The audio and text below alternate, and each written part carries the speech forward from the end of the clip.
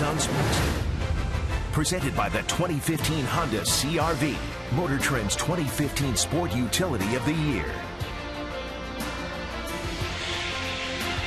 Welcome to Houston, Texas. The Blue Jays are here at Minute Maid Park, and that sunshine on the field is coming through the windows above the fence in left field, and it's the first time we've had any sunny weather down here in Houston. It's been cloudy and thunderstorms around. It's a beautiful ballpark, but the Blue Jays need a win.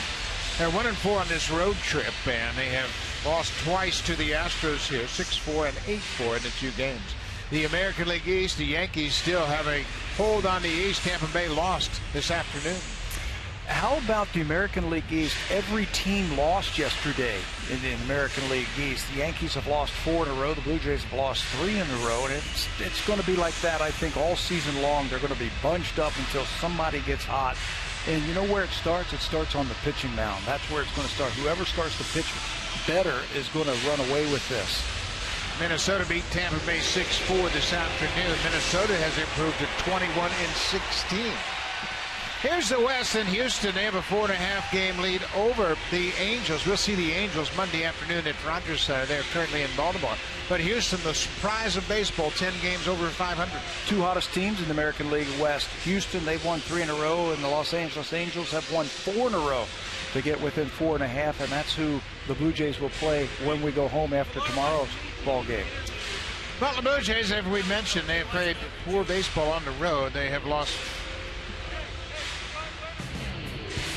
3 of the 4 games on this trip so far. Let's take a look at their starting lineup. Top of the order is the same as usual. Travis Donaldson, Bautista. Russell Martin moves in the cleanup spot. Justin Smoke gets a start tonight at first base. Edwin Encarnacion is out of the lineup. Smoke has hit well against the starting pitcher for Houston, Scott Feldman. He's 5 for 11 with a couple of home runs. And then right behind him, Chris Colabello. He's been a pleasant surprise.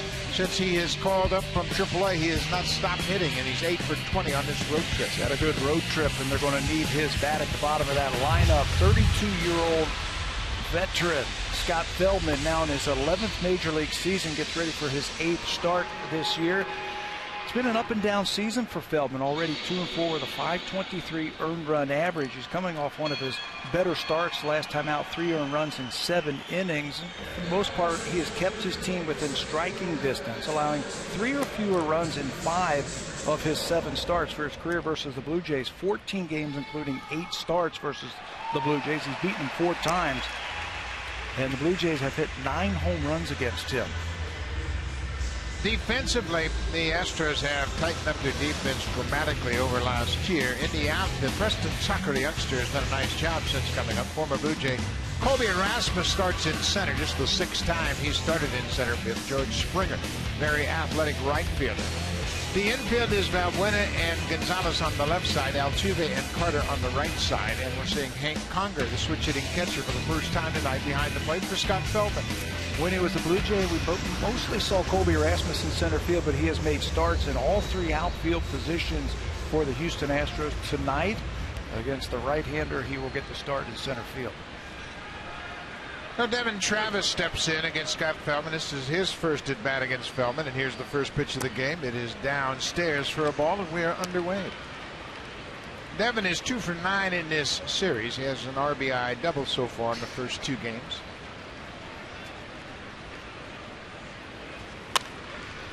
Pops this one over the dugout and out of play. Pat, how challenging is it right now? This is an early start, and you can see there are a lot of different lighting situations on the field. I'll tell you, this cannot be fun right now for the batter to be facing this. You're standing in the shade in the infield and the outfield. They've got the sun coming through. You've got the windows. It's got to be very difficult. You've got to really concentrate and watch that ball all the way in. They have the lights on despite the fact that it's nowhere near sundown. They're just trying to minimize the impact of the shadows. There's a curveball, and we'll see a lot of those from Feldman tonight. We mentioned Feldman has done a great job of minimizing the offense. The Astros are 20-0 when they score 4 runs or more, and that's a remarkable number. And the pitching staff, they understand that if they keep the opponents to 4 runs, they got a real good chance of racking up another win. You know, if the starters go deep, you know, 6th inning, 7th inning, they can turn it over to a pretty good bullpen. And that's where they've won a lot of their games this year. Travis fouls off that inside pitch. Feldman doesn't do anything outstanding, but he throws a lot of strikes.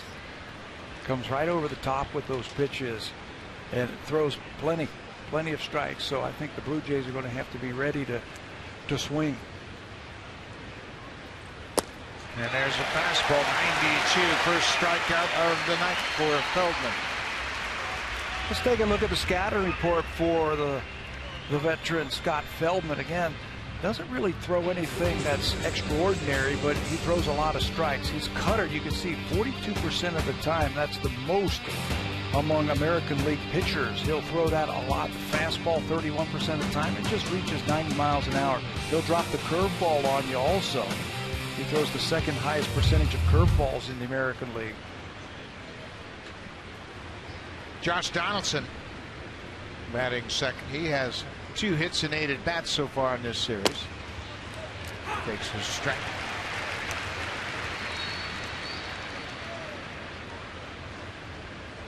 The Blue Jays are currently 3 games under 500 at 17-20.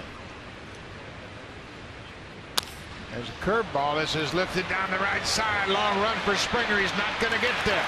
Donaldson makes the turn. He's headed for second. He'll get there standing up with a 1-out double. Number 9 for Donaldson, his 9th double of the season, and Blue Jays have a runner in scoring position. Good piece of hitting right there. Throws a lot of curveballs.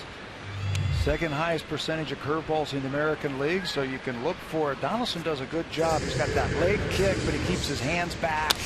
He's fooled momentarily, but then lofts that ball down the right field line for extra bases.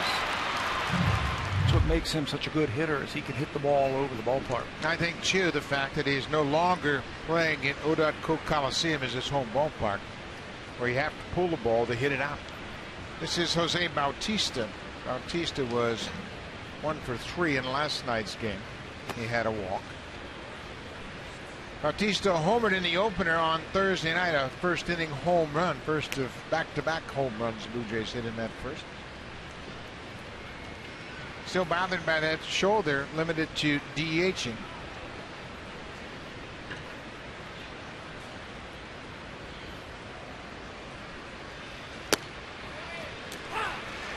Here's that cutter. He will throw plenty of those to this predominantly right-handed hitting team that the Blue Jays are throwing out there tonight. Feldman spent 8 years with the Texas Rangers. His best season was 2009. He was part of that playoff team in 2009. He won 17 games that year. In fact, won his 17th game on September 19th and had a 17-5 record, hopeful of winning 20 games, but he lost each of his last 3 starts. He was a different pitcher then, more of a sidearm type of pitcher back then. Now he is right over the top, and that gives him the ability to cut that ball. Bautista took that cutter off the plate. 2 balls, 2 strikes. Donaldson at second.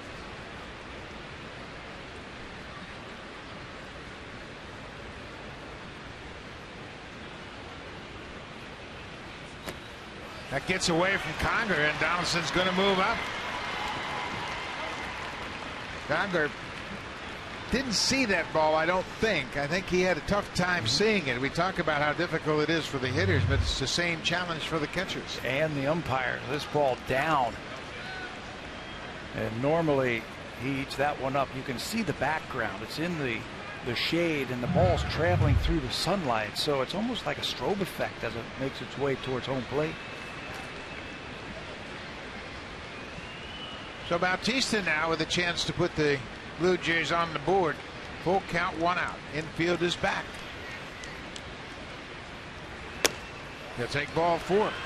That's the 24th walk of the season for Bautista. Feldman wouldn't give in to it. Now he's got to deal with Russell Martin, who's batting cleanup tonight in the absence of Edwin Encarnacion. Yeah, and to Jose's credit, he'll take his share of walks and head down to first base. It didn't look like Feldman wanted any part of Jose there with a runner in scoring position. Well, of course, Bautista has the track record, and as we know, Russell Martin's been swinging a hot bat in May. So Russell steps in, runners at the corners, 1 out. Martin, over his last 11 games, has gone 18 for 43. So 419 average. Again, it looked like Conger had a tough time picking up that baseball. Hank Conger comes to the Astros from the Angels, and of course anybody that's caught in the Angels system, very good mechanically behind the plate. Mike Scioscia, the manager of the Angels, demands that from his catchers.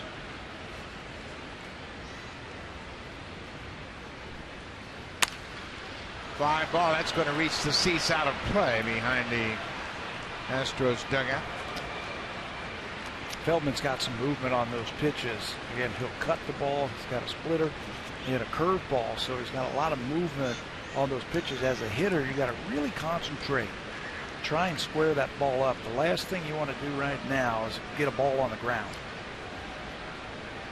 Feldman is looking for a ground ball right here. As a hitter, you're trying to square it up, get a line drive. Breaking ball blocked by Conger. Well, this is one area of concern for the Astros starting pitching.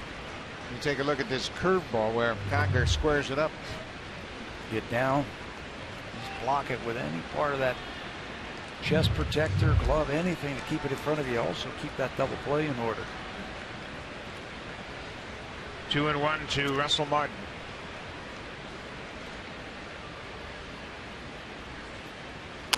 Breaking ball pulled foul. The Astros, they're 23-13. They have a 4.5 game lead, as we mentioned. A.J. Hinch has 2 starters that have been dominant. Dallas Keuchel won last night to improve to 5-0, and Colin McHugh will pitch tomorrow. Those 2 pitchers are a combined 13-2 for the Astros. The remaining staff, 10-11. So that's an area of concern. They've got to pick up the slack a little bit. McHugh will go tomorrow. 2-2 pitch. There's a ball in the alley. That's going to get down and go all the way to the wall. Donaldson jogs home. Bautista is going to score. He's rounding third. Martin is headed for third, and there'll be no throw. A 2-run triple for Russell Martin here in the first. His first triple of the season. Does a good job of not trying to overswing or power the ball.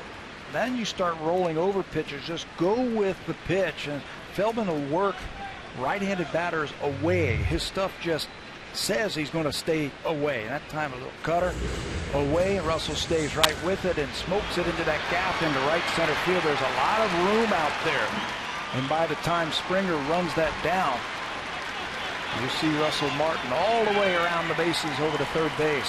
2-run triple. Now the Jays jump out on top. Justin Smoke now batting. Takes a pitch inside off the plate. Smoke is into the ball game. He hasn't played in a while since that Baltimore series, and another reason he's into the game is he's hit well against Feldman. Smoke is 5 for 11 with a couple of home runs against the Astros righty. Well, he had a good rip at that one. Everything is up right now for Feldman too. He beat the Blue Jays last year with a complete game, and everything was down. So far in this first inning, he hasn't been able to reach out there and pull that ball in the lower parts of the strike zone.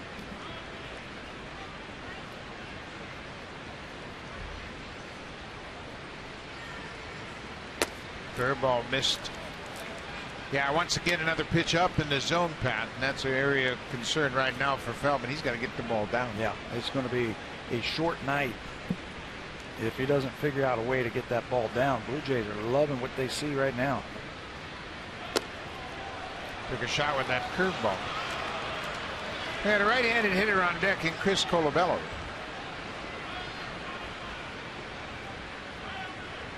Blue Jays have scored 2 here in the first. Russell Martin driving in a pair with a triple. There's a base hit to right. That's going to score Martin. Justin Smoke. And even 500 now against Feldman. 6 for 12. He picks up the RBI. 3-1. You're sitting on a fastball, and he gets another one. belt high and gets himself a nice hit. Now Chris Colabello will step in. He has had a good road trip. He's 8 for 20 on the road trip.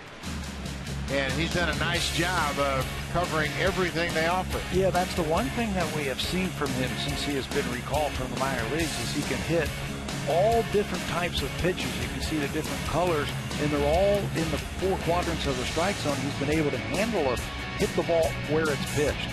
We've seen him pull the ball. We've seen him hit the ball up the middle. We've seen him hit the ball the other way. That's been the impressive stuff. He's very balanced at the dish. Well, of course, Colabello is 31 years old, and as we mentioned in our open, he had just 365 at-bats at the start of this season. Just never got an extended opportunity to play. Breaking ball. Last year, he got off to a great start, but then he suffered an injury. Thumb injury. There's a nerve injury in his thumb. And he can recall it like it was yesterday. It was Grant Balfour got in there, hurt his thumb, and he was just never the same. Minnesota let him go. Blue Jays picked him up.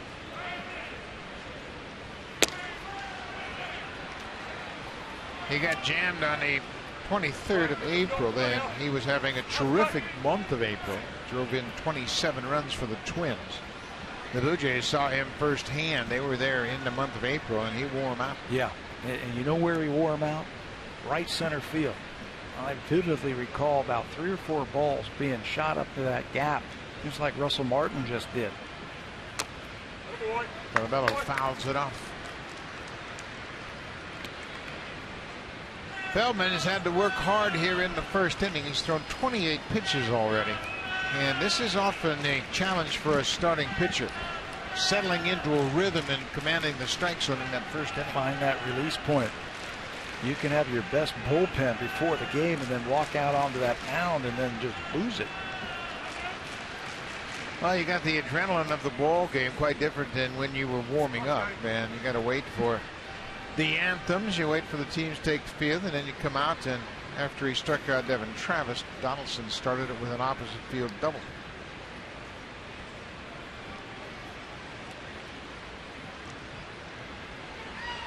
Breaking ball popped on the infield. Altuve, the second baseman, will make the catch. Colabello is retired. 2 down. That was a slow curveball. Colabello was out on his front foot and popped out. Now Kevin Pillar will bat with 2 outs.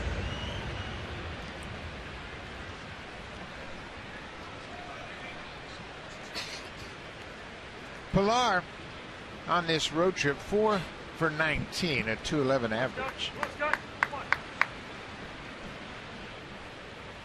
The ups and downs of everyday players.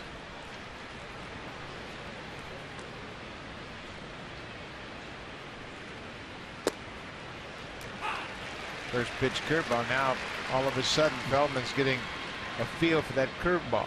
I think that was the message that was taken out there. Throw some more curveballs. If you do that, I think you're going to get your hand on top of that baseball to help that fastball. This is foul down the right side and into the seats.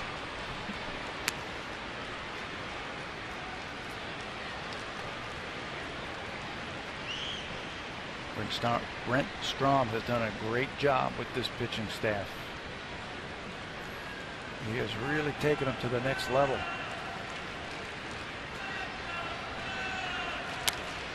Inside pitch jammed Pillar, but it's going to land safely in the seats, out of play.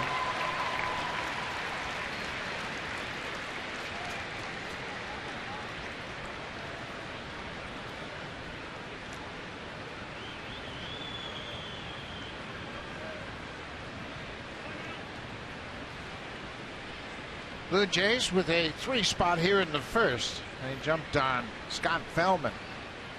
Donaldson with a double, Bautista walk, Martin with a triple, drives in 2, and then Smoke. A line single to right, picks up the other ribby. Pillar strikes out on the breaking ball. That will end the inning. But the Blue Jays scored 3 runs on 3 hits. They leave a base runner. Russell Martin with a 2-run triple to the alley in right center.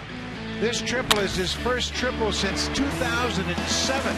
when he was an All-Star, a Gold Glover, and a Silver Slugger with the Dodgers.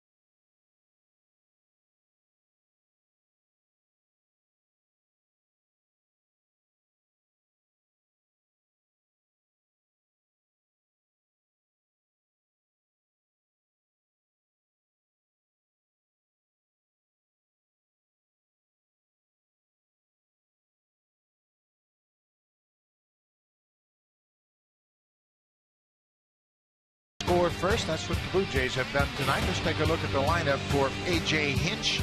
Right at the top of the order is Jose Altuve. The All-Star has hit well against Marco Estrada. 4 for 9 with an RBI. He's had another good series against the Blue Jays. And then down in the order, the cleanup man, Evan Gattis. Against the Blue Jays, most of his damage was done as a Brave before he came here to Houston. He's 8 for 19, a couple of home runs and 3 RBIs. He's the DH batting fourth tonight against Marco Estrada.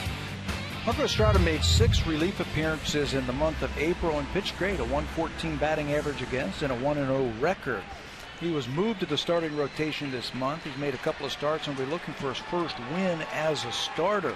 He lost to the Yankees and he lost to Baltimore. I think a key for Marco against the Astros, keep the ball down.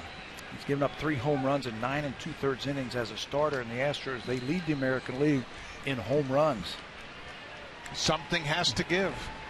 Here is Jose Altuve. He goes after the first pitch. He is aggressive. High fly ball. Goins, the shortstop, calls for it and makes the catch in front of Colabello. 1 pitch, 1 out for Estrada. Defensively, John Gibbons has had to mix and match as he doesn't have a full complement of outfielders. Chris Colabello is in left field tonight. Kevin Pillar's in center, and Ezequiel Carrera is the right fielder. Donaldson, Goins, Travis, and Smoke. Justin Smoke starting for the 14th time at first, and behind the plate is Russell Martin. First trip of this road trip was the last time we saw Justin Smoke at first base getting a start. That was May the 11th in Baltimore. This is Luis Valbuena. Valbuena, boy, he hit a big home run last night off Ryan Tepera into the second deck in right. 9 home runs. That leads all AL third basemen. Yeah, he's been a real pleasant surprise for Houston as he's shown some power. Estrada ahead 0-2.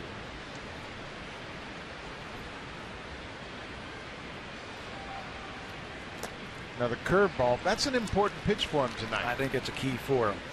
As a reliever, basically Marco was fastball changeup. You're coming in, you are throwing an inning here and an inning there, and you can get away with just 2 pitches. As a starter, you have to have that third pitch. And Marco's breaking ball is a pretty good one. He just hasn't been able to refine it when he was pitching out of the bullpen. Russell Martin liked that last pitch. He called for the high fastball, and Estrada hit the spot. Russell is the thinker back there. He's always reacting to what he sees from the hitter. And he wants to make his pitchers pitch, use all of their pitches. There's a changeup stroked into center. Pillar got a late break. That's one of those big swings off the end of the bat where a center fielder hesitates for a moment, and Valbuena has a 1-out single. Yeah, or take a step back. To change up down and away, you see he hits it right off the end of the bat, and as a center fielder, watch him take a step back and then realize that ball's off the end of the bat. Nothing you can do about that.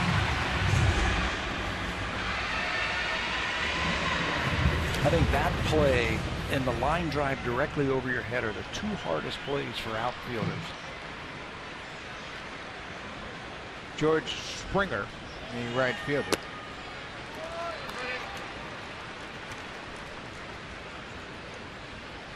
Springer's another youngster in this organization and has really started to blossom. He had a home run to deep right center last night. That was in the 3rd inning off of R.A. Dickey.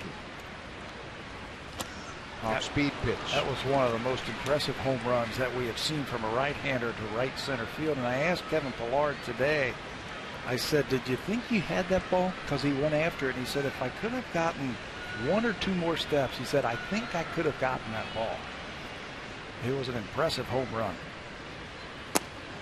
Back-to-back changeup, and Springer's behind 1 and 2.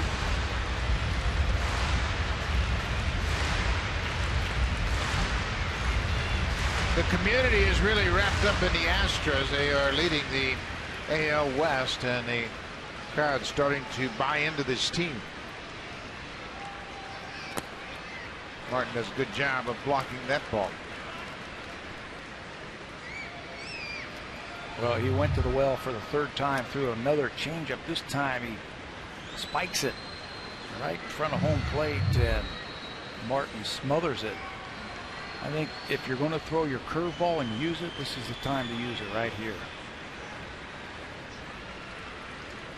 2 and 2. Valbuena at first. Strike 3. Used the fastball. Was able to strike out Springer. See, Springer was thinking along my lines. I'd be walking back to the dugout too. Right with him. He takes this one. It's right there. And he knew it. He was just hoping that the home plate umpire, Kim Fagan, would have called that one inside. But it's right there. First strikeout for Estrada. Evan Gattis now steps in, the big right-handed slugger. He's got 6 home runs, but he's hitting a .183.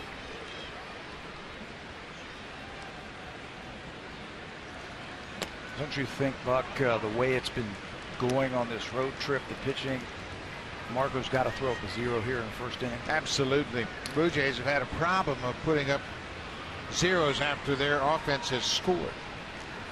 You encourage the opposing team to get right back in the game by allowing them to score. Off the end of the bat, off the glove of Estrada, and Travis, he couldn't handle it. He kind of got blocked out by Valbuena. If Estrada doesn't touch that ball, it's going to be a routine play for the second baseman. But Travis saw the deflection, and I think Valbuena cut in front of him just before he got to the baseball. And nothing wrong with that. You have to give the defensive team a chance to field the ball. Well, with Estrada touching it, that gave the defensive team a chance to field it. Now Valbuena can do anything he wants. He can distract the fielder. He can run into him if he wants to because he's in his baseline. He does a good job there of just jumping over it, distracting Devin Travis just a little bit, and keeps the inning alive. Boy, he took a chance. He waited a long time to get out of the way of that baseball, and if it takes a funny hop on him, it's going to hit him, and then hit him out. But the veteran makes a wily move as he served as a distraction, and Travis couldn't make the play.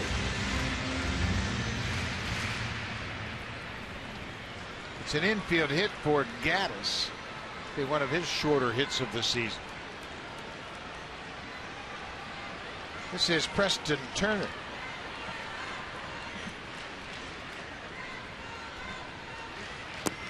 First pitch changeup. You get a rookie up there that's swinging a hot bat. That's a great pitch on the first pitch of an at bat. Yeah, and he's looking for something a little bit firm where he can try and drive the ball.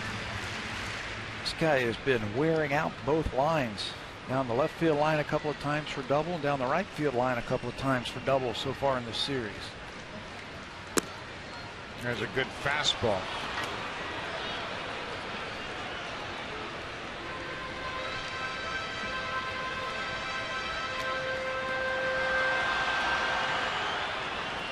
Three nothing Blue Jays. Houston has runners at first and second.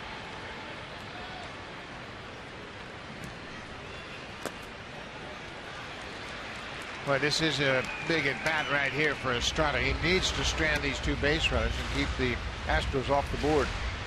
Imperative. Keep that momentum in your dugout. Keep the pressure on Scott Feldman.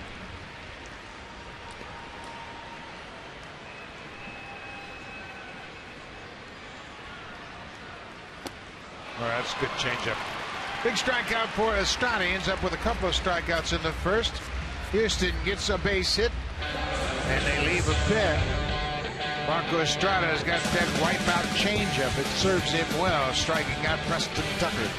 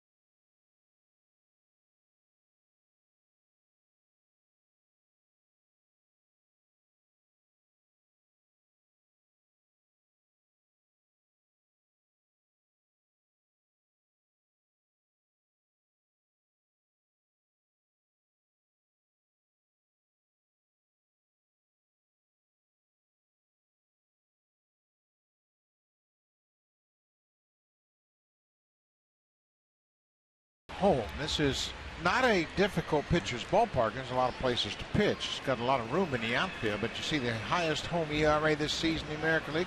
Justin Masterson, Danny Duffy, and then Scott Feldman at 586. That's a big number. It is. Whip is 1.52 in this ballpark. This is his 6th start here at home. Out of 8 starts this season, 6 of them have come in this ballpark. So he's got to figure it out. Ezequiel Carrera is the right fielder tonight. Takes that pitch down. It's a ball on the strike. Carrera done a nice job since coming up from AAA Buffalo. He's been on base in 11 of his last 12 games. Driven in 8 runs already.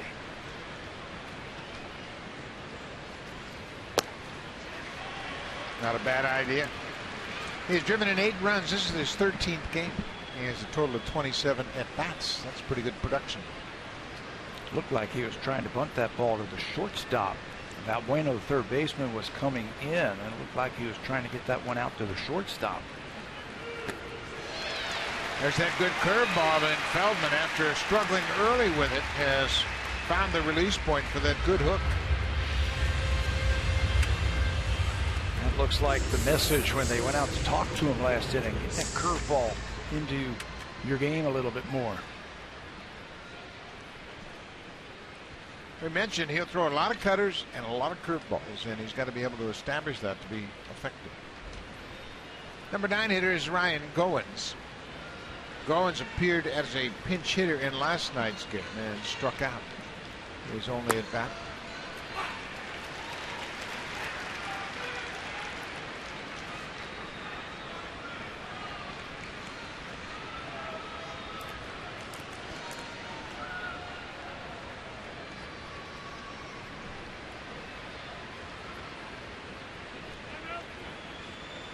Feldman and Conger couldn't get their heads together on this next pitch to Goins.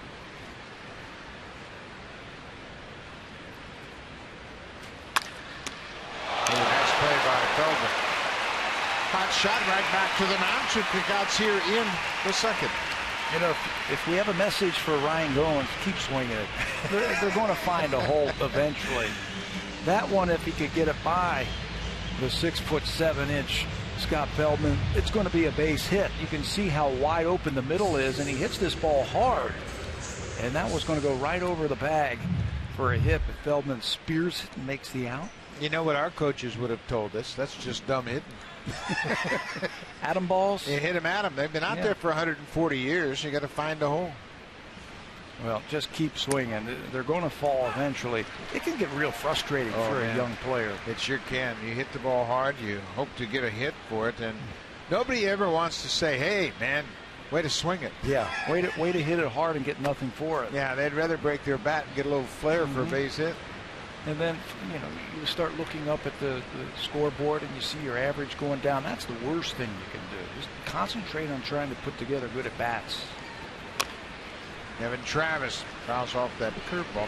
Travis struck out on the 3-2 fastball his first time.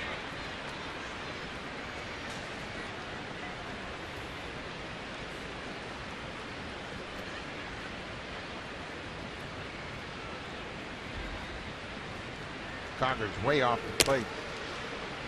He slid to the outside and wanted that fastball away.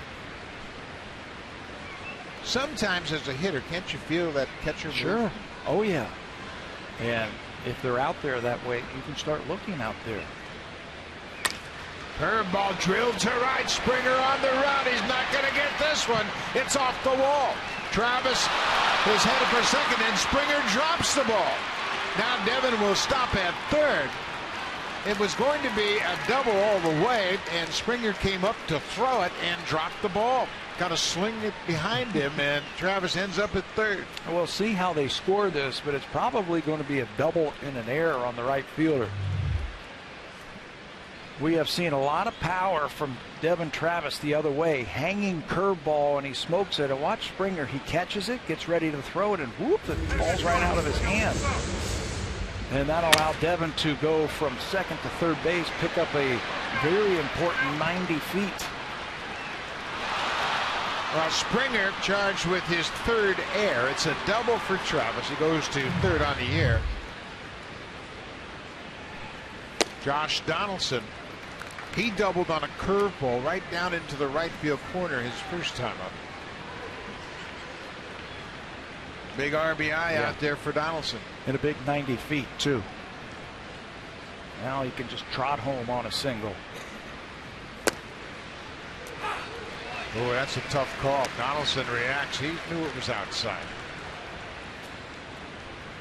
You worked the count, and that should have been 2-0 instead of 1-1. Going away again.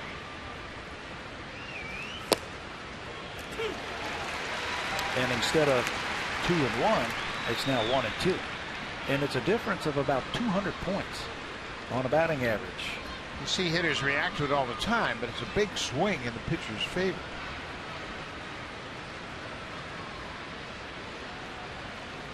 Curveball bounced. You know, you see catchers accentuate that glove all the time, pointing to the ground. Hey, bounce that curveball to me. If you got a teammate you trust an awful lot, he can be on deck. That's right. And as soon as that catcher does that, you can say, hey, come on, Josh. Give you a little tip. That it's a curveball. Happens all the time. Happens all the time when that guy on deck can just watch the catcher move and you have a pretty good idea what they're going to throw. I did it all the time with Willie Upshaw. I was batting behind Willie a lot, and whenever they would move inside, naturally they're going to throw him a fastball. So I'd always holler out, hey, Willie, let's go, Willie. If I said Upshaw, it didn't mean a thing. Anybody, they ever pick up on it? No. Good walk. Well, Donaldson, he didn't see many pitches in the strike zone the entire at bat. He finally takes ball 4. So Jose Bautista will bat with runners at 2 corners. Bautista walked his first time.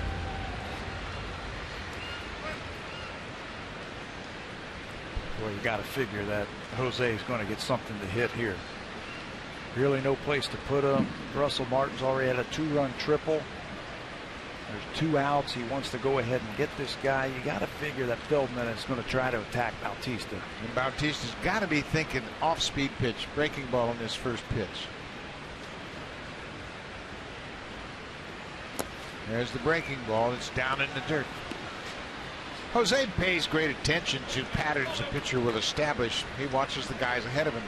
This year it's probably an advantage because he has a similar type hitter hitting in front of him in Donaldson. So he can watch the patterns and what they're trying to do to Donaldson and then equate that to his at bat.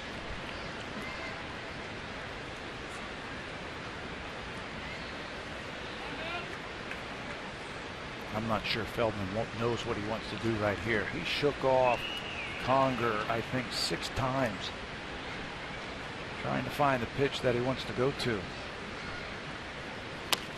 Off the end of the bat. Feldman will get out of it. A 2-out double in the air, a walk, and the Blue Jays leave a pair. We headed to the second. The Blue Jays have a 3-0 lead early in Houston.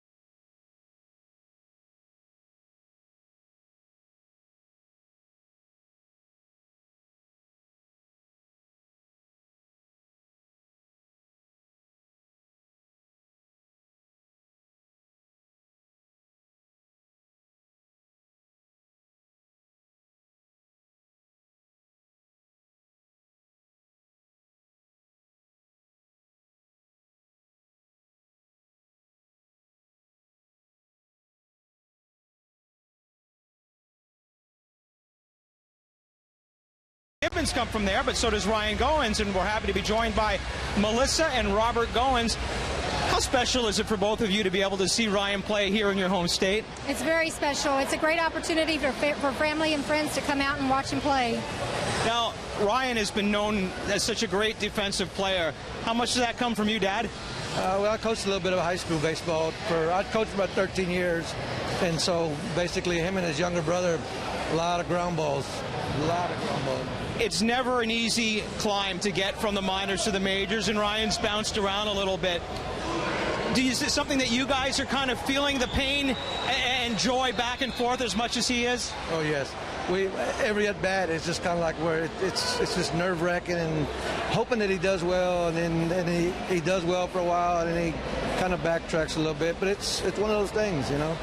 We just try to take it in stride. You know probably more than anyone just how much work Ryan has put in to improve areas like his hitting, and he's hit so much better this year. How much do you see that from the time he was just a little boy? He's worked hard every day. I mean, the minute he come home from school, he was always in the batting cages. He's always taking ground balls with his dad, with his brother, with anybody who will throw to him, and he continues to work like that. In the off season, he comes home and he works.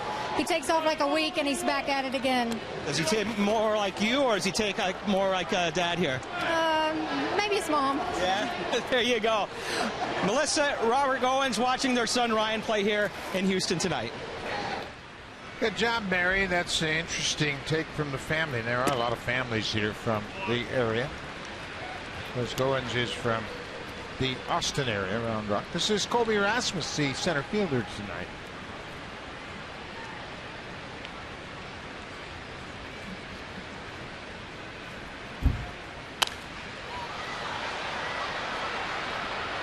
Rasmus had a home run against Estrada last year when Rasmus was playing for the Blue Jays. Estrada was playing for the Brewers.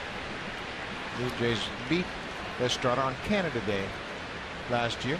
So he learned a little something from that at bat. Keep it away. This ball is hit in the air left field. Colabello is coming in. He gets there and makes the catch. Rasmus is retired. I think you've got to pitch away from Colby's power. Just keep the ball away from him. See if he can hit the ball out in left field. Marco did just that. 4 pitches away from him.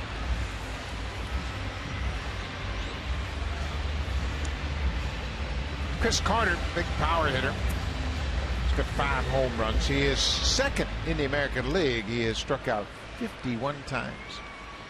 Only Steven Souza of the Rays has struck out more than Carter. But he's got power, and he's always a threat to go deep. So you trade some strikeouts for some production with the power bat. 37 home runs last year. Well, and that's a real dilemma for managers and general managers, trying to figure out how many strikeouts is worth keeping a guy in the lineup. They got a big guy down in AAA Fresno who is on fire right now, Jonathan Singleton. He's hit 3 grand slams in the last 5 games. And they haven't had much production from first or the DH spot. There's a good changeup, and Estrada picks up his 3rd strikeout, 2 down.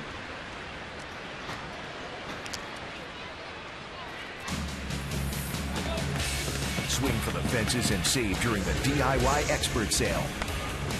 Only at Home Building Center and Home Hardware Building Center.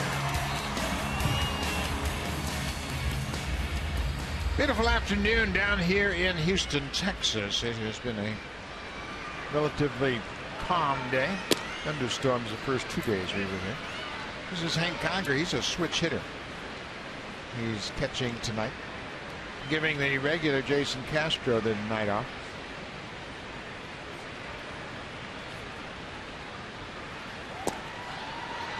Boy, Estrada's got a good changeup, and it is wicked deadly to those right left-handed hitters. The lefties really have a tough time picking up on that changeup. Yeah, it's a perfect setup when you're facing a left-handed batter like that in a fastball count, where you throw the change. There's a good pitch right there. That's an important pitch for him. Threw the curveball for a strike. So now Conger is behind 1-2.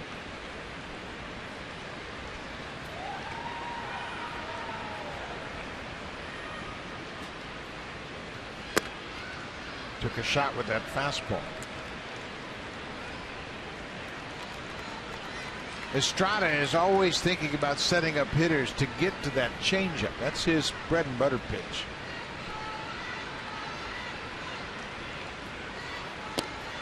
Ooh, he used the fastball and just missed the outside corner. What he's going to have to do is he'll throw some changeups in fastball counts. I think you have to do that. But then you also have to throw, fastballs in fastball counts too, where you can just become unpredictable. Well, there he loses the number 8 hitter at 2-out walk. Let's check in with Jamie Campbell.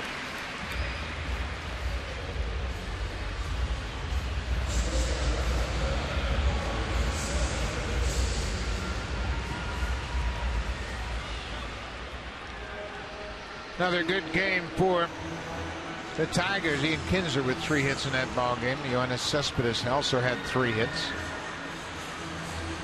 They're playing pretty well right now. Got a pretty good start from David Price. He went 6 2/3 and had 9 strikeouts. They can hit a little bit, can't they? No, they can hit a lot. They had 13 more hits this afternoon, and that is a good ball club. Iglesias has really tightened up the defense at shortstop. Healthy again, missed the entire season with spiral fractures in his legs, shin splints, just really painful, and knocked him out for the whole year. This is the shortstop, Marwin Gonzalez. Pops this one up behind home plate. Russell Martin's got room over near the fence, makes the catch. That'll end the inning. Russell Martin stayed with it, caught it, and then slammed up against the netting behind home plate. The 2-out walk doesn't factor in as Martin stayed with that pop-up. He's got room. He knows he's got a soft cushion to land on, and makes the catch and goes up against the screen.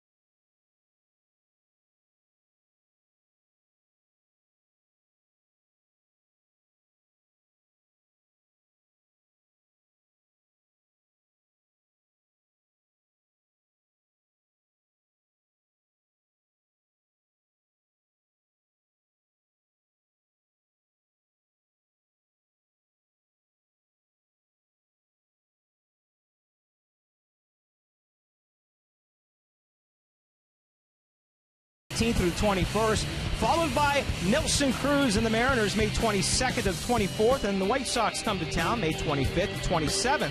BlueJays.com is where you go for tickets for a great month of May. Guys, last night after the game, we saw Edwin Encarnacion limping around the clubhouse a bit, and when we arrived today, he wasn't in the lineup, so there was obviously some concerns. However, John Gibbons says the main reason he made this change is simple. Justin Smoke, in his short time, has had some very good at-bats against Feldman, and we saw he already has a single tonight, so John Gibbons with a pretty smart call on that one. That's why he makes the big bucks, Barry. Managers make those good calls, and Encarnacion's out of the lineup, and Smoke has an RBI single in his first at-bat. Russell Martin hit a triple in that first inning, drove in 2 runs. It's significant in that that's the first triple Martin has hit since 2007. He had 3 triples in 2007 and hadn't hit one since. That was his terrific season with the Dodgers. He won the Gold Glove. He was a Silver Slugger. He was an All-Star. That's a little flare into center field. Rasmus will get there and make the catch. 1 down. You know, you would figure with the amount of at-bats that he gets that he would fall into a triple somewhere. You know, ball down the right field line and it ricochets down into the corner, something like that. That's a long time. That is a long time. He actually had 4 triples in his rookie season, had 3 the next year, and then didn't hit one since. That's way back in 2007 when he was a Dodger. Here is Justin Smoke. Barry Davis talked about Smoke getting the start. He had not started since the first game on the road trip back in Baltimore. And this is another impact of the Bautista injury that limits Bautista to DHing, so he can't play right. Then Edwin has to play first, and Smoke has to ride behind. Yeah, you take his bat out of the lineup, and he was swinging a hot bat before he had to miss all this time. Well, I don't think anybody suggests that Smoke should replace either Bautista or Encarnacion, but the 3 of them in the lineup, and Smoke's a terrific defender. Yeah, that's where his value is as a defender. Superior defender. This time he strikes out. That's 4 strikeouts for Feldman.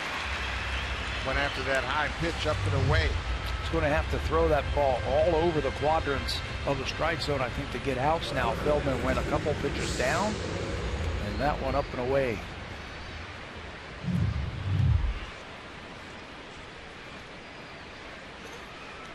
Chris Colabello popped out on a curveball his first time up.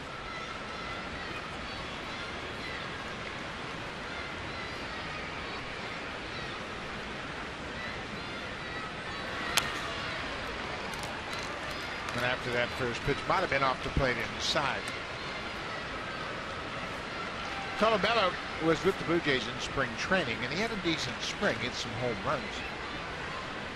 But what he was trying to do, and he did it all winter, was he tried to pull the ball. And he spoke to Brooke Jacoby about it in the spring. And Brooke asked him, what's your goal? What are you trying to do? He said, I'm trying to teach myself how to pull the ball. And Jacoby asked him, well, what's your strength? He goes, oh, it's to the opposite field. And he said, well, why don't you go back to that? Sometimes the answer is right there, isn't it? Right in front of you. I know as hitters, you're always trying to improve yourself. And, you know, if you're an opposite field type of hitter, say, well, if I pull the ball, maybe I will hit more home runs. And there's the spray zone. You can see 7 hits to right field, 15 of them from center to right field. Now, Chris is a big guy, and, you know, naturally when you see a guy that's physical like Colabello, you say, well, he's got to have a lot of power. And he does have a lot of power, but his power is to center and right. He said he really learned that firsthand during the WBC when he hit a home run against Dominican and Edinson Volquez in Miami in a big ballpark to the opposite field.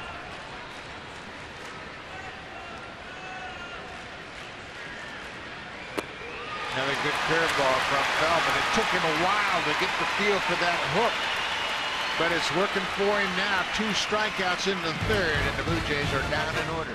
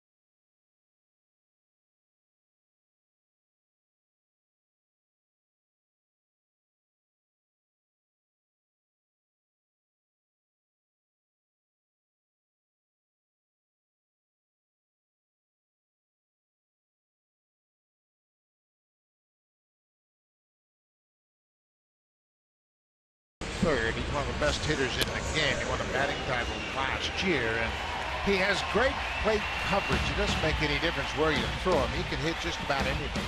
And you can see all the different colors. Those are all the different types of pitches that he has seen and all the pitches that he has hit, and they're everywhere. And it doesn't have to be a strike for him to get base hits. This guy has, one of the lowest pitches per at-bat in baseball. He only sees about 3 pitches per at-bat. He's up there swinging, he's up there hacking. And what's impressive about it, he's got one of the lowest whiff percentages, 8th lowest in baseball. He doesn't strike out a lot. Leads the American League with 50 hits. You know what happens, and this is not to diminish anything he's done, but he's a little guy, about 5'6". He stands up there, pitchers look at him and go, I can blow this fastball right by him.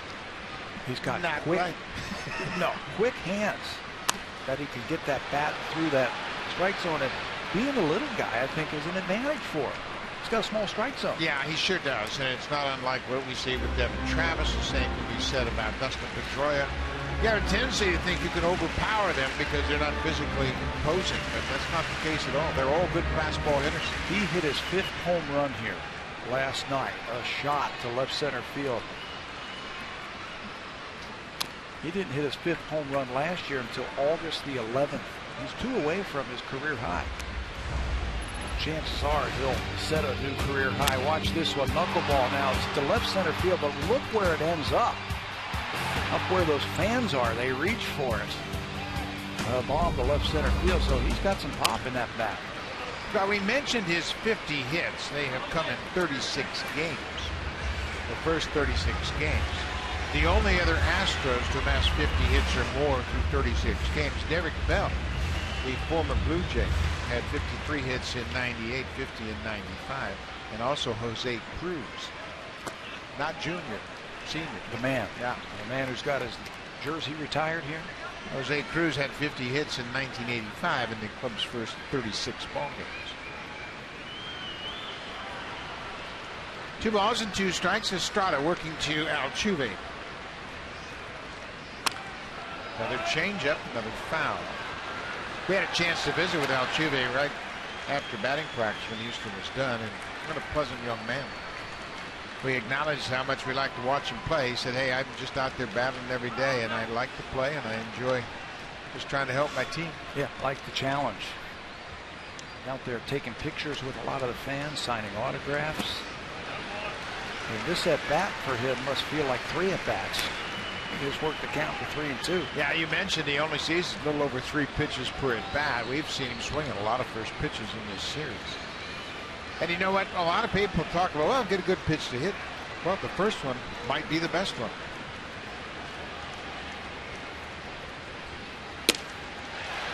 He works for the walk. Leadoff walk here in the 3rd. Let's check in with Jamie Campbell.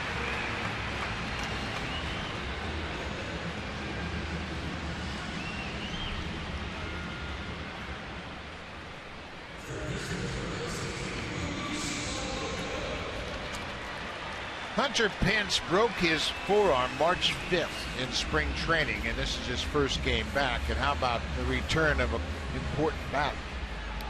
6 to 8 weeks, they said. They're right on. He's back, and they're tearing up my Reds.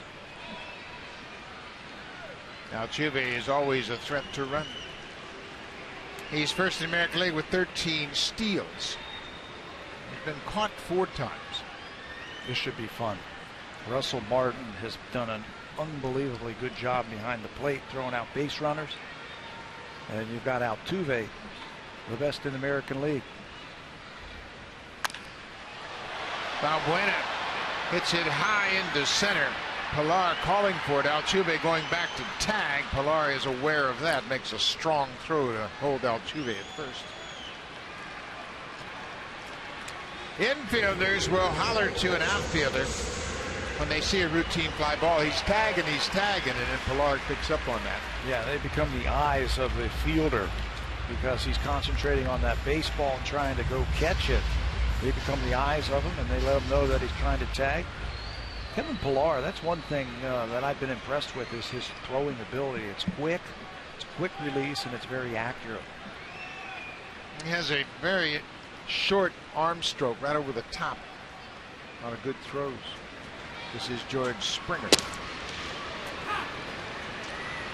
Springer got a steady dose of changeups in his first at bat, so Russell Martin mixes things up and jumps ahead with a heater. I think he might hit more fastballs with Altuve at first base also. Something to think about. He's looked like he's ready to go. Not running here. Well, there are base runners that you say, okay, I got to get a fastball to throw him out, but I think Russell's had such a good season throwing out base runners. You see, he's the American League leader in caught stealing percentage. He is very quick at releasing that ball, unloading it. Well, that ball got away from him, went right through the wickets, and Altuve moves up. That's a blockable ball, and Russell will tell you that. Right in front of him, and Altuve reacted quickly and moved up to second. Doesn't have to go very far when you've got that kind of speed over there. Didn't get that glove down in the dirt. And you can see it's just a couple of feet behind the batter.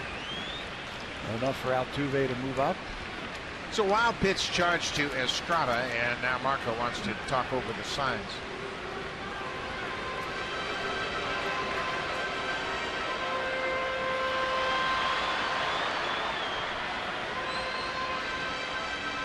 It looked like a little bit more about pitch selection than it did about signs, because Russell appeared to say, okay, I agree with that. Just a little different thought from Estrada. We're in the bottom of the third. Blue Jays scored 3 runs in the first. Russell Martin with a 2-run triple. Justin Smoke an RBI single. Altuve walked and went to second on the wild pitch. There he goes to third. Oh boy, Russell got a break, fouled off. It's a foul ball. Springer with the check swing foul back to the screen, and I don't know if Martin would have had a shot at Altuve. It looked like a changeup, high changeup. Yeah, there it is right there, and it's a good pitch to run on. But Springer with the check swing, you can see that's a big jump. And the Blue Jays are caught in the middle here. You've got a right-handed pull hitter, Springer, and you've got Donaldson having to leave his position when that runner tries to steal. So you got to hold on before that ball crosses home plate.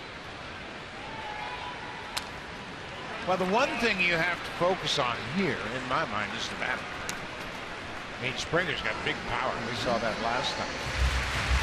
You got to make sure that you focus on the hitter. And you're 1 strike away from getting him. So if he goes and steals and you strike him out, he's at third base with 2 outs, and then just get the next hitter and you're out of the inning. Breaking ball high. Altuve is 3 for 3 in steals of third. Only Billy Hamilton of the Reds has more steals of third. Hamilton is a perfect 4 for 4. But a lot of base runners will tell you stealing third is easier than trying to steal second, even though it's a shorter throw for the catcher. Get a big jump. Ball is hit in the air to right. Carrera coming in. He's there. Springer's retired. 2 down. Evan Gattis had a infield hit off of the pitcher's glove in the first inning. He bounced the ball in front of home plate, high over the mound. Estrada reached for it, tipped it a bit. Travis had a play at second, but couldn't come up with it.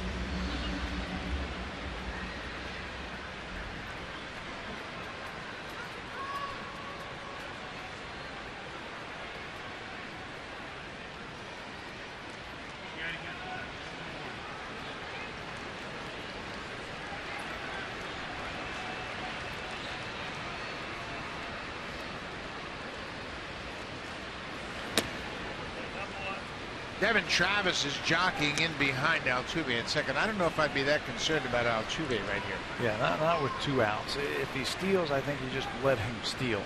Just let him go. The guy that you want to concentrate on is the guy at the plate. The last thing the Blue Jays want to do is Josh Donaldson leave his position and they roll a ground ball where he would have been standing. So if he steals, let him go.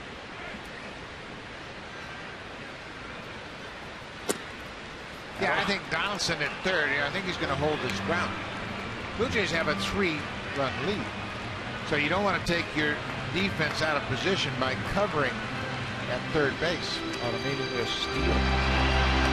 You also don't want to split your concentration because although Evan Gattis is struggling with the bat, he can reach the seats. Gattis has 6 home runs.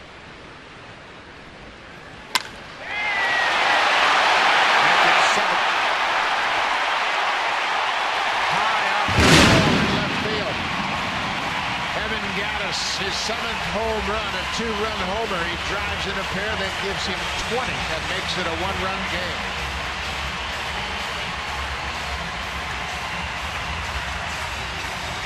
It's what they do. The Houston Astros, they lead the American League in home runs coming into tonight's ball game. They've got power up and down the lineup. They wanted that ball in, but it came out over the plate. You see Russell Martin slide to the inner half. It's a fastball over the middle of the plate, and that ball way up there. 53rd home run of the season hit by Evan Gattis. Houston leads the American League in that department. That's an odd celebration they have in that dugout. Throw water in the face of the guy who hits a home run. Wonder how Willie Mays would have reacted to that. Well, I guess in the summertime when it gets a little hotter here, that'll feel pretty good. So it's a 3-2 Blue Jays lead.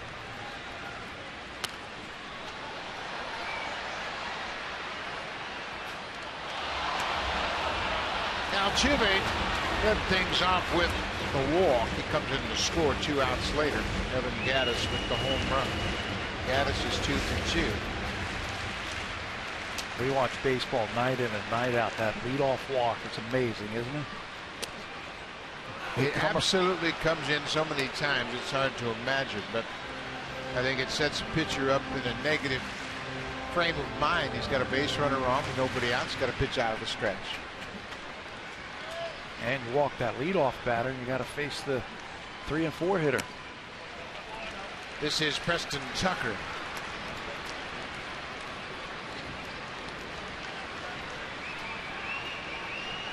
Tucker has earned some playing time. He's got a good series against the Blue Jays. He has 4 doubles in this series and 5 hits overall. A.J. Hinch was asked about Tucker after the game last night. He says, are you going to find playing time for him? He says, why would I take him out? He's swinging a hot bat. 4 doubles already in the first 2 games. No need to.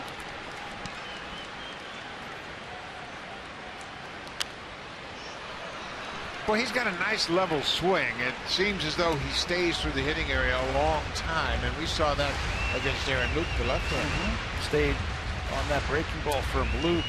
He's got great separation, meaning his hands walk away from his body, and then he levels the bat when he's getting ready to swing, and it stays in that hitting zone, like you say, a long time. And he'll take ball 4. Second walk of the inning. 3rd walk of the ball game issued by Estrada, and that has been a bit of a concern for Marco Estrada. Over the last 3 years, you can see that the walks per 9 inning, they've climbed up just a little bit too. In 2013, last year about 2.5, and now just a bit over 3 per 9 inning. And for a control pitcher, that's not a good ratio right there. 3 per 9 innings. And you add in the fact that Marco has a tendency to give up a few home runs. You know, you start talking about walks and home runs. That's been a theme, I think, for the Blue Jay pitchers this whole beginning of this season. Yeah, it's not a good combination, to be sure. And Estrada gave up a pair of home runs in the first inning in his last start. Manny Machado hit a solo home run on a 3-2 pitch in Baltimore, and then Chris Davis hit a 2-run home run in the same inning. That was right after a walk to Delman Young. Made a 2-run home run. Colby Erasmus takes a curveball for a strike. Pete Walker with a visit to the mound.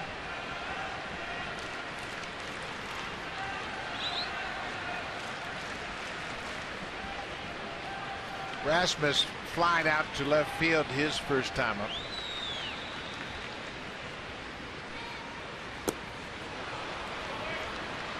Another good changeup from Estrada.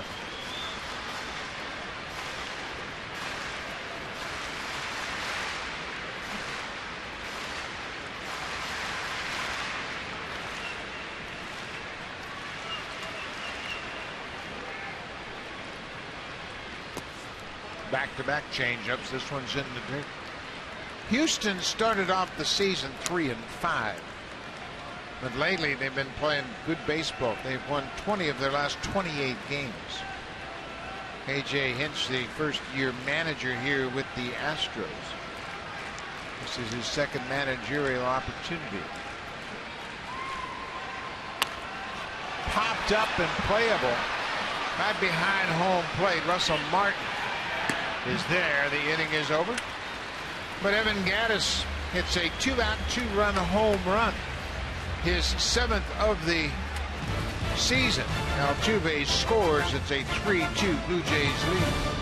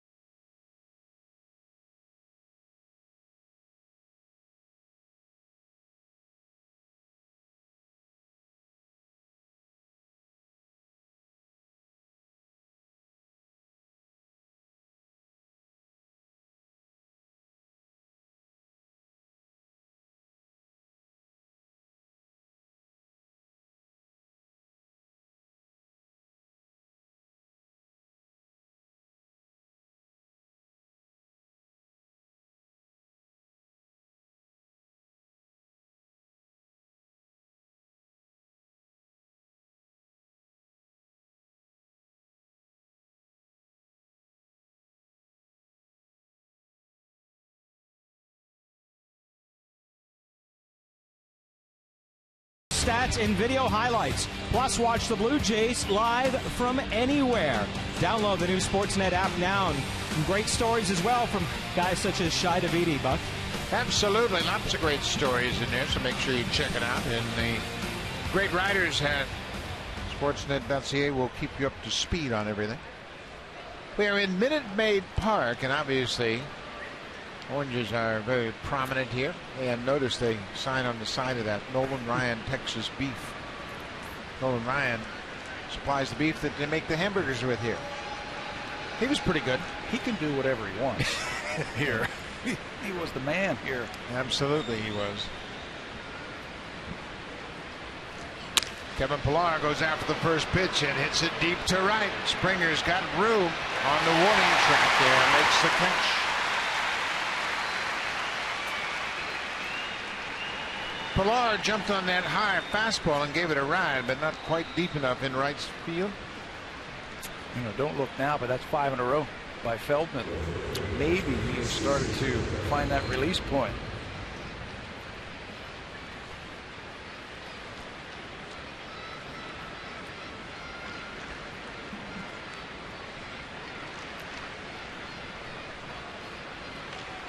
Guerrero takes a first pitch strike.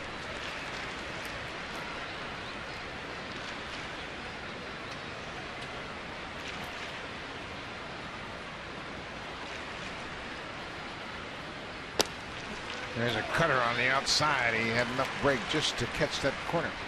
0-2.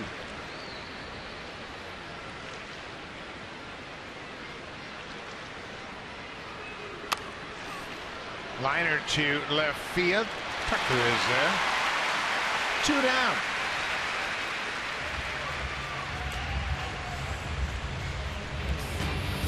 Save during the Lawn and Garden Expert Sale. Only at Home Hardware and Home Hardware Building Center. Homeowners helping homeowners with expert advice.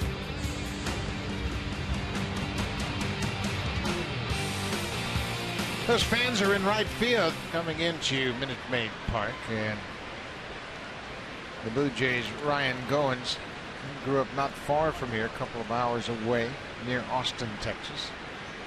Got a lot of family and friends. We heard from Ryan's mother and father, Melissa and Robert Goins. Barry Davis interviewing them during this ball game.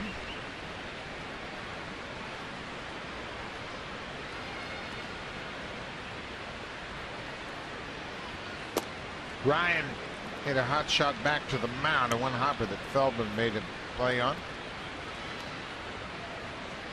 Feldman has retired 6 straight, as you mentioned. Yeah, he's starting to work that cutter in a little bit more, and the changeup hitting his spots. Just don't let him get too comfortable. Well, the Blue Jays had him on the ropes in the second. Jose Bautista batting with runners at the corners, but Feldman got Bautista ground back to the mound. Blue Jays left the pair. They've stranded 3 so far in this game.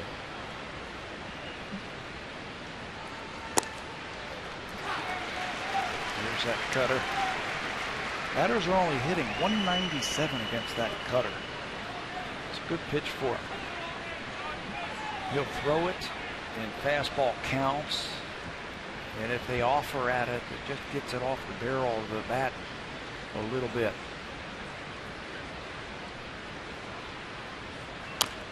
There's that curveball. You always have to have that pitch in the back of your mind, especially with 2 strikes. Ryan's had a decent road trip. Blue Jays haven't really hit much on the road trip, but Ryan 5 for 17. That could be about 8 or 9 for 17 if he would hit in a little bit better luck.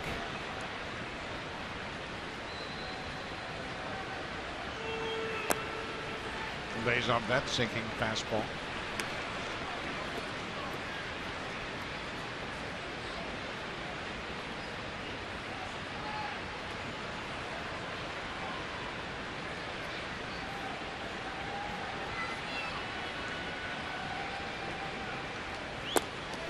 Strike 3. Owens thought it was ball 4, tossed the bat aside, but it's 6 strikeouts for Feldman, including 7 in a row. Momentum starting to swing in the Astros' favor.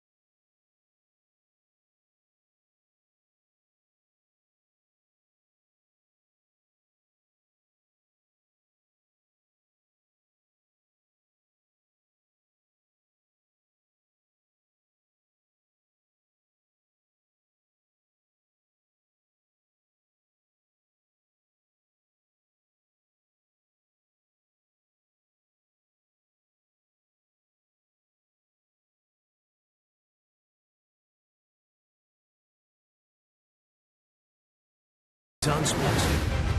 Presented by the 2015 Honda CR-V, Motor Trend's 2015 Sport Utility of the Year.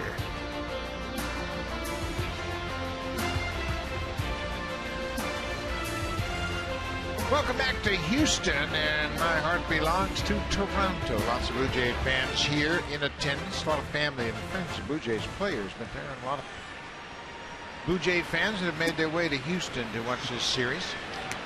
One thing you know about coming to Houston, you're going to see baseball. They've got the retractable roof stadium. No matter if it is thunderstorm season, you're going to be able to watch the ball game. Did you ever play in the Astrodome? No. Neither did I. No. That's the one stadium I never made it to. I broadcast a few games there. In fact, I broadcast a game. Sammy Sosa hit his 66th home run there. Same night Mark McGwire hit his 66th in St. Louis. And I was working with Gary Thorne. Dan Shulman was working in St. Louis, and we both called the 66 home run that same night. Strike 3. Good job by Russell Martin, boy. He really received that pitch very well and gave the umpire, Clint Fagan, a good look at it. That's 4 strikeouts for Estrada. Use that fastball. Stay away from Chris Carter's power. Good job, you said, by Martin. Watch him frame this thing and then hold it there for him to get the call. Hank Conger, the catcher.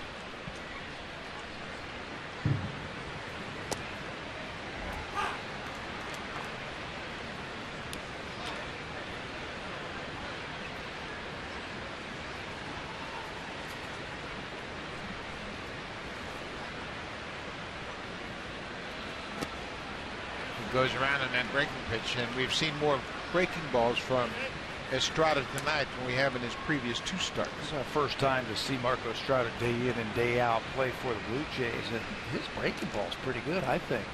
I think it's a pitch that can be a weapon for him. Did not use it a whole lot when he was coming out of the bullpen in the month of April. Another breaking ball, then the appeal down to Brian O'Nora. He said no swing. Well, and that's a real challenge for relief pitchers.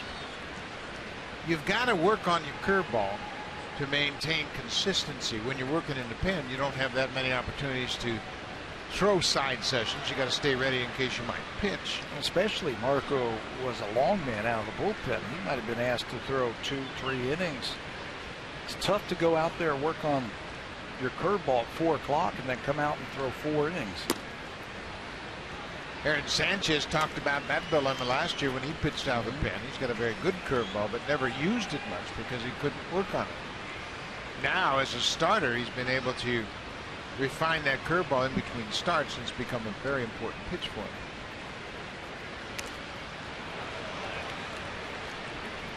Conger got a piece of it and stays alive. Hank Conger has been around baseball his whole life. He grew up in Huntington Beach, California, and played Little League there, and they were just 1 win away from going to the Little League World Series in 2000.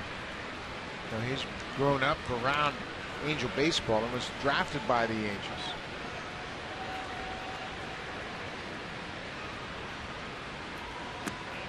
The irony for the Blue Jays is the fact that Conger came to Houston in a trade with the Angels, and the Angels got Carlos Perez, their starting catcher, who was originally a Blue Jay farmhand.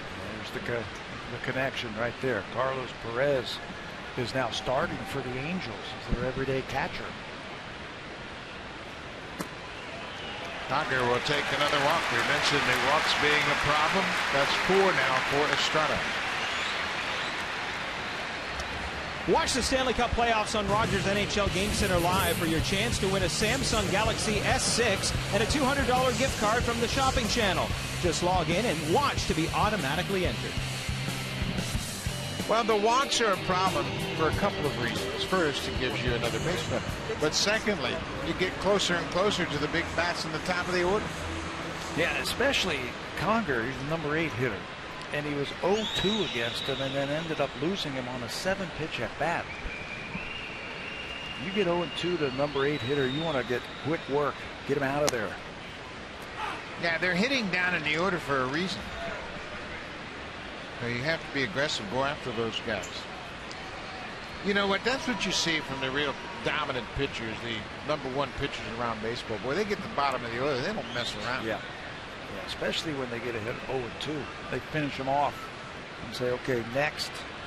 Keep that pitch count down. They can stay around a lot longer. We mentioned Nolan Ryan. We saw that throughout his career. Boy, he'd look at the lineup and say, okay, 4 down in the 7, 8, 9. Okay, there's 7, 8 outs down there. I can get those guys easy. He's probably counting strikeouts. Yeah. And he was pointing at me, too.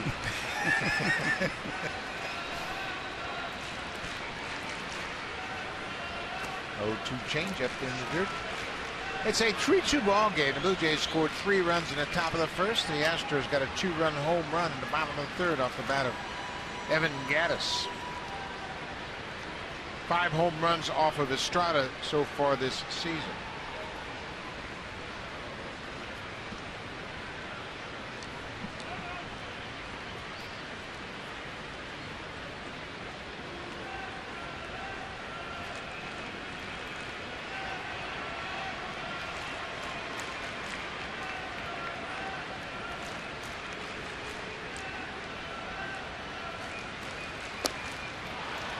Gonzalez strikes out. 2 down. Let's turn the lineup over one more time. That's 5 strikeouts to go with the 4 walks. That's how you finish them off. 4 pitches right there. Much better changeup. Got that ball going down and away from Gonzalez. It looked like a fastball. And they finish him off. Now be careful with this guy, especially early in the count. He's looking to jump on something close. Now, Altuve last night was 2 for 4. He drove in 3 runs in that 8-4 win.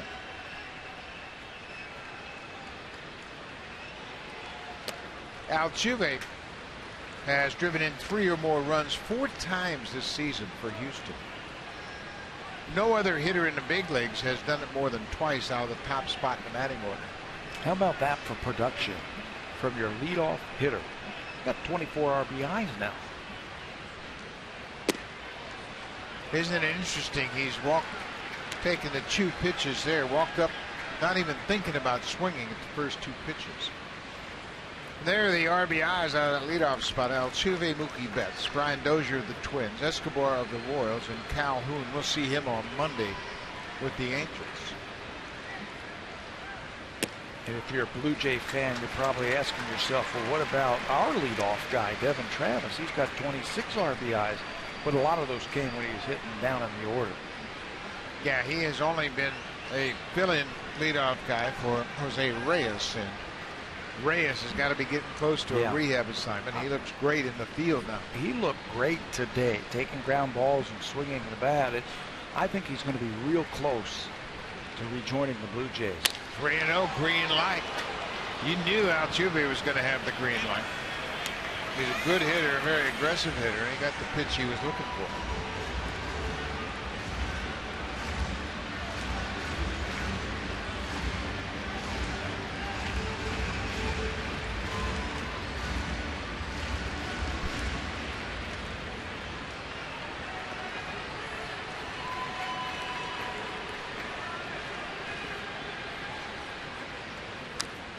Changeup.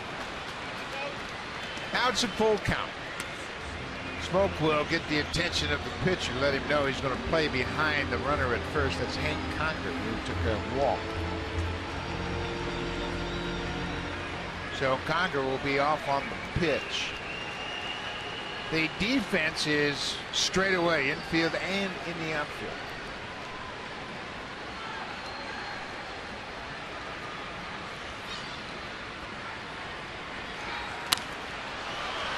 We'll do it again. Popped into the upper deck, and the fans lose it. Goes down in the second. Challenged him. I thought he might throw something off speed right there just to take the sting out of his bat. Got that small strike zone. You got to make a good pitch. Valbuena, left-handed bat, is on deck.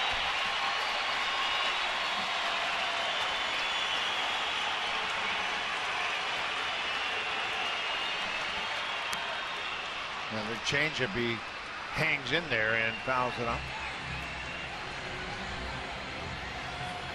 Altuve is from Maracay, Venezuela. He just turned 25 years old on the 6th of May. Terrific player. Signed by Houston as a 16-year-old.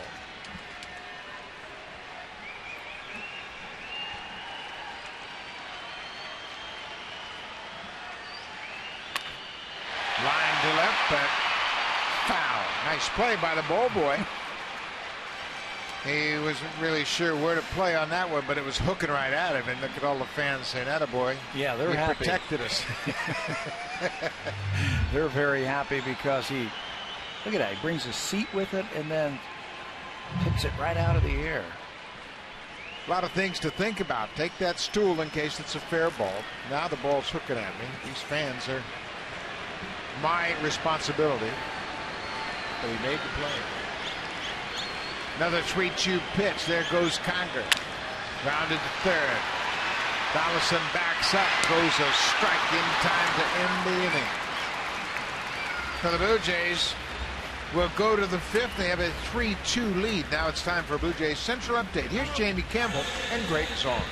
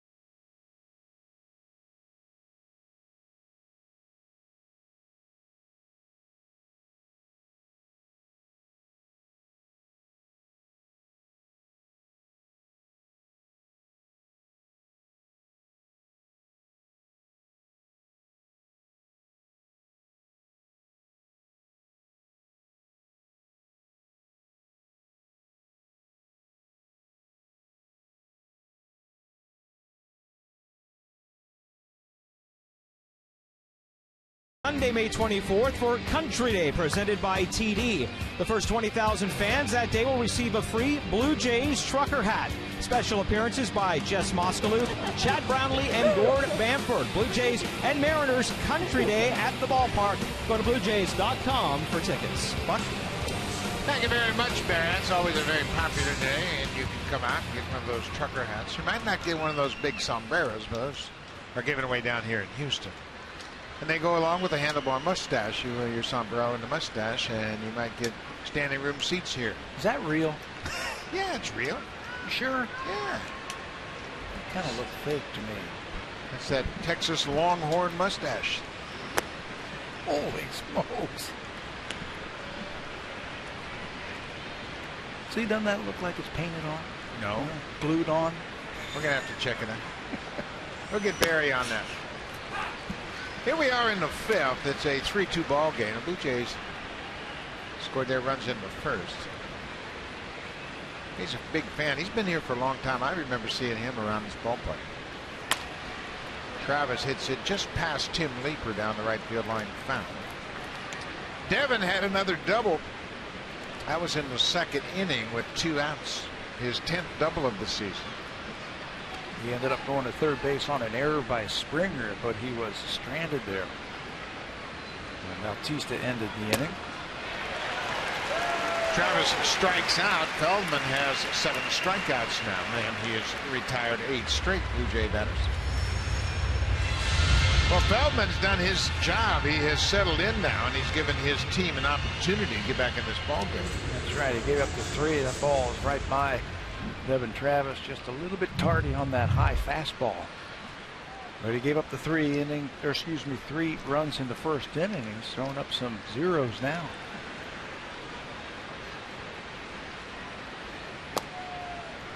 Josh Donaldson hit a double to the opposite field his first time up. He scored the first Blue Jay run.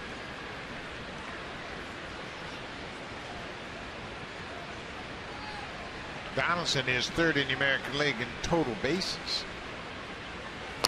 He's up on the leaderboards in many categories.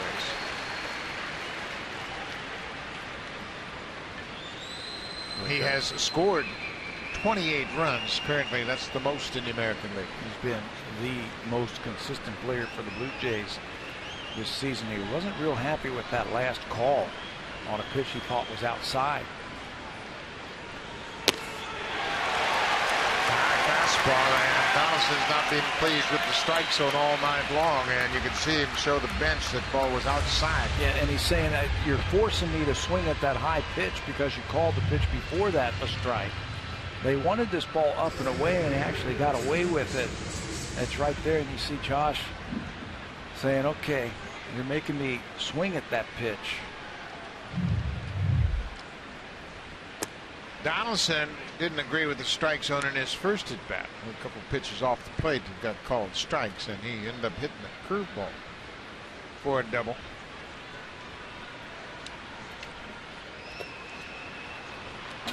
Feldman buried that curveball in the dirt. Bautista walked and scored in the first. He grounded out to the pitcher to end the second.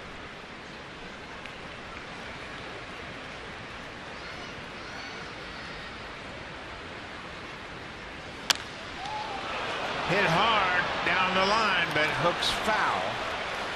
Boy, right in the middle of a bunch of Blue Jay fans. Boy, if he could have straightened that one out. He got that barrel of the bat out quickly. And that thing left here.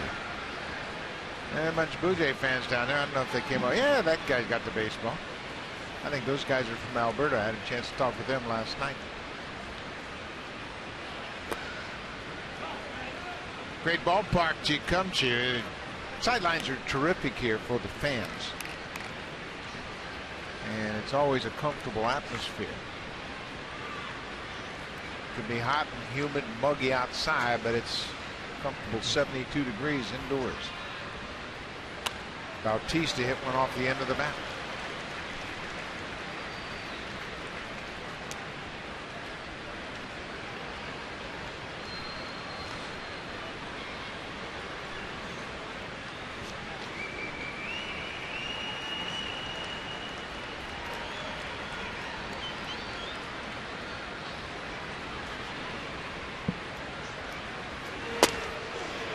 He'll take another walk. That's his second walk tonight for Bautista. He's now got 25 walks.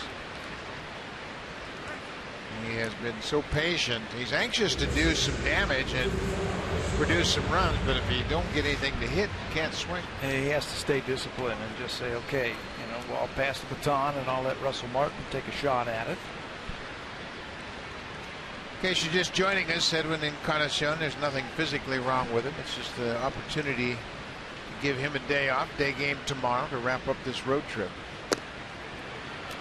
Justin Smoke has put up good numbers against the starter, Scott Feldman, so Smoke got the opportunity to start tonight. He responded with an RBI single in his first at bat.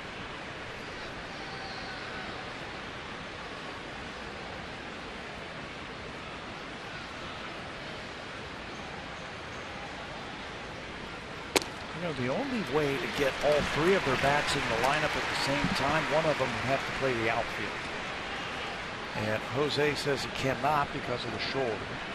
Justin Smoke really can't. We've seen Edwin Encarnacion play the outfield. I just don't think it's the right move to put one of them in the outfield. So one of them has to sit. 0-2 to Martin. Bounced in there. Bautista thought about it, but Conger gets on it quickly. Yeah, you want to keep your sluggers, obviously, Bautista and Encarnacion in the lineup as often as you can, and even with Jose not being 100%, he can still swing the bat. It's the throwing that creates problems for that right shoulder. His presence alone, look what it's done here in this game. He's walked twice. Everybody around him gets better pitches to hit.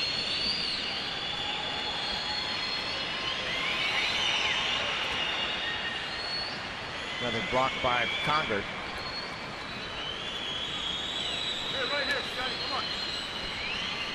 For Bautista, 2 more walks tonight, and he's got 25. He's second in the league to Carlos Santana of the Indians. That's Smoke, who was 1 for 2.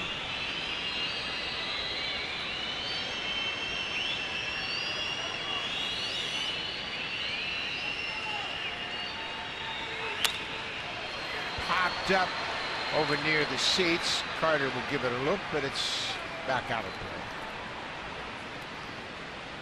Boy, he hung him. He hung that curveball right there, and I think that's why Hank Conger has gone out to talk to him. Let's try something else here on 2-2.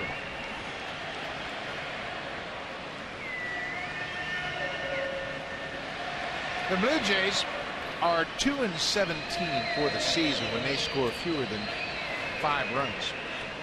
They've scored 3 here in the first. They need to add some more.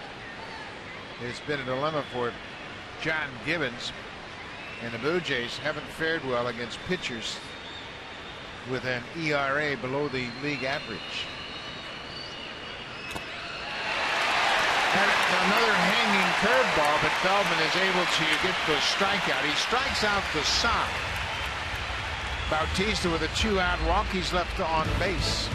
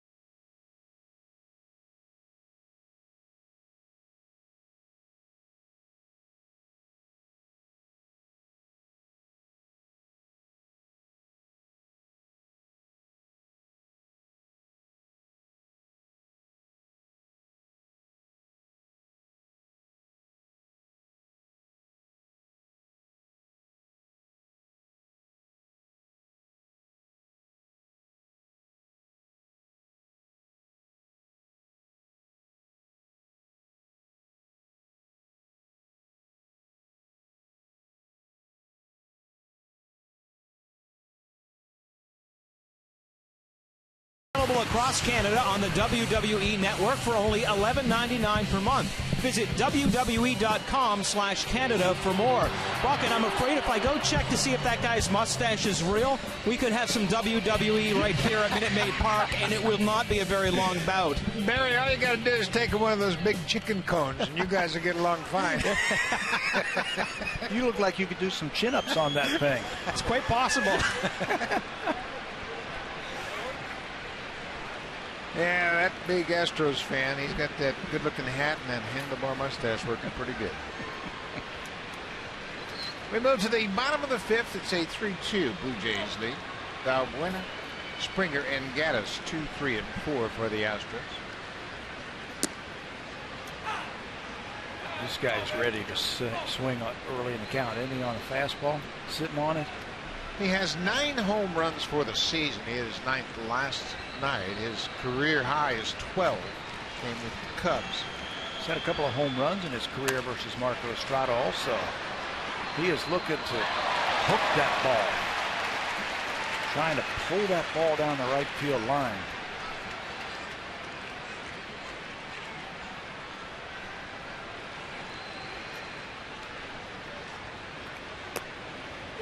Good looking curveball. Boy, that's been a good pitch for Marco. Another strikeout. That's 6 strikeouts for Estrada.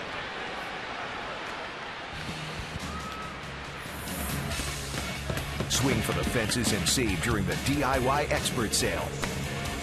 Only at Home Building Center and Home Hardware Building Center.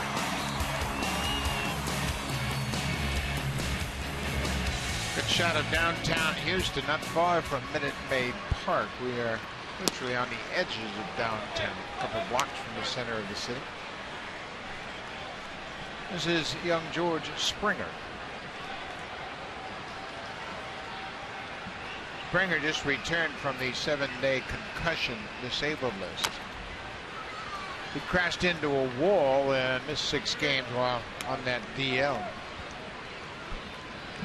He's a college player, so he's a little bit older than you might expect. He's 25 years old. He was a first-round pick in 2011 at the University of Connecticut. Estrada dealing right now, a couple of strikeouts. That's 4 of the last 5. Let's check in with Greg Zahn for an update.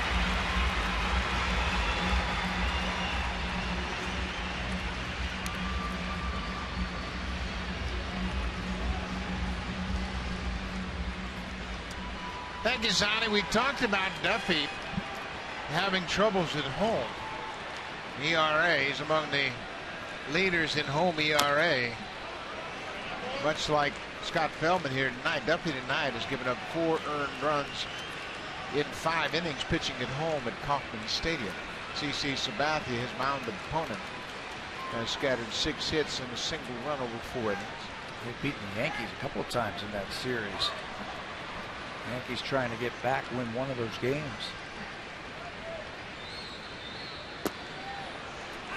This is as good as we have seen Estrada at any point this season. He's using that curveball.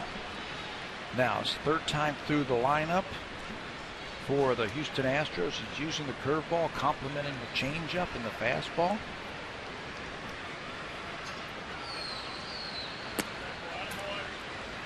They've done a nice job of mixing up all of the pitches. You can see they're staying away from Gattis. He homered to deep left center into 3rd with a man aboard.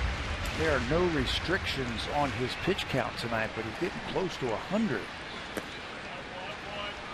So this might be his last inning, unfortunately. Well, Marco, after his last outing, he threw 96 pitches against the Orioles, and he said he was feeling a little bit fatigued at the end of that outing, but he said, I'll be better next time. I know I'll have more stamina, so he might be able to pass that 100-pitch plateau and go beyond.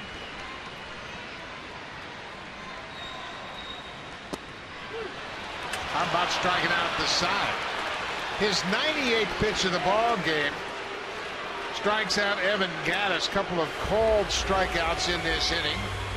Marco Estrada, 8 strikeouts, including Valbuena with the curveball. Springer swings and misses the heater, and Gattis can't pull the trigger at another hook. Good inning for Estrada. We'll go to the 6th.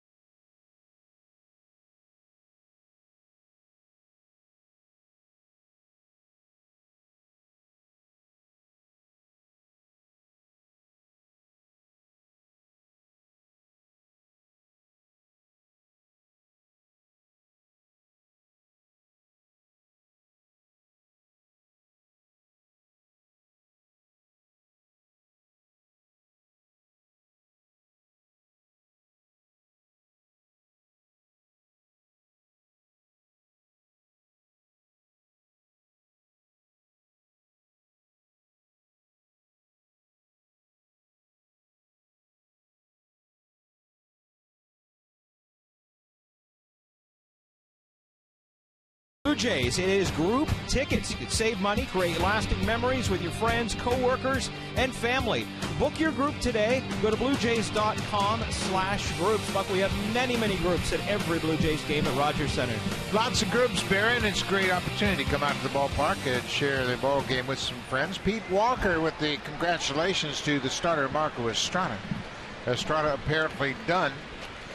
He has done some of his best work the last 2 innings. 5 strikeouts over the last 2 innings. 8 in total. Getting stronger as you see Jeff Francis warming up. They're going to start off with a couple of left-handers next inning. So this looks like Marco's night is done. That's a fair ball just over the bag, and Smoke is retired. Carter steps on the bag. Well, the Blue Jays, they haven't scored since the first. It looked like Scott Feldman was going to have a short night, but boy, he's sorted things out very effectively. He hasn't given up a hit since the 2nd inning. That was the Devin Travis double. And the error by Springer. They were threatening one more time. But Bautista grounded out. That's the last time they had a threat going. They got a 2-out walk in the 5th, but Feldman has retired 11 of the last 12 he's faced. Chris Colabello is 0 for 2.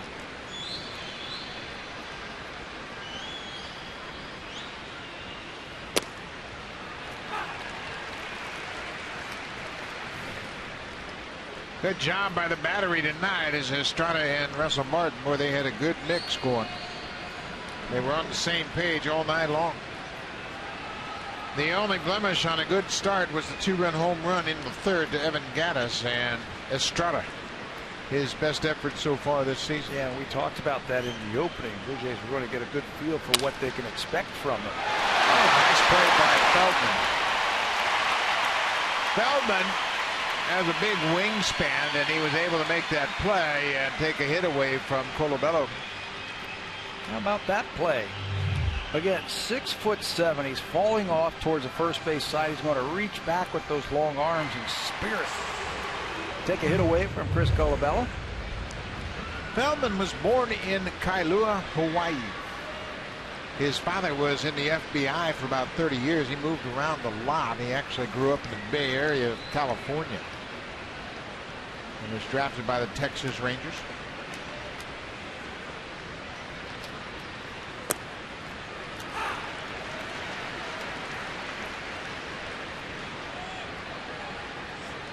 Kevin Pillar has struck out and flied out.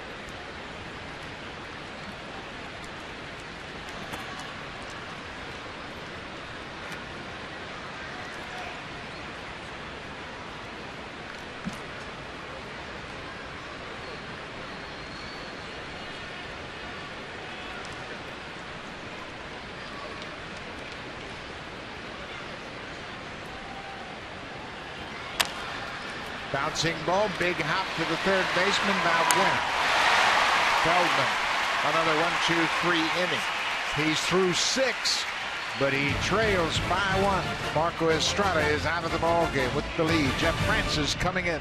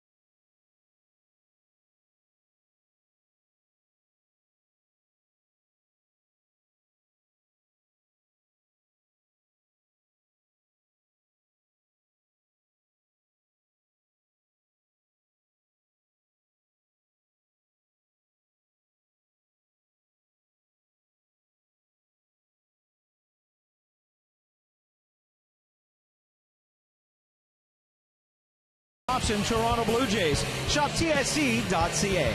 Buck. Thank you very much, Barry. We move to the bottom of the sixth here in Houston.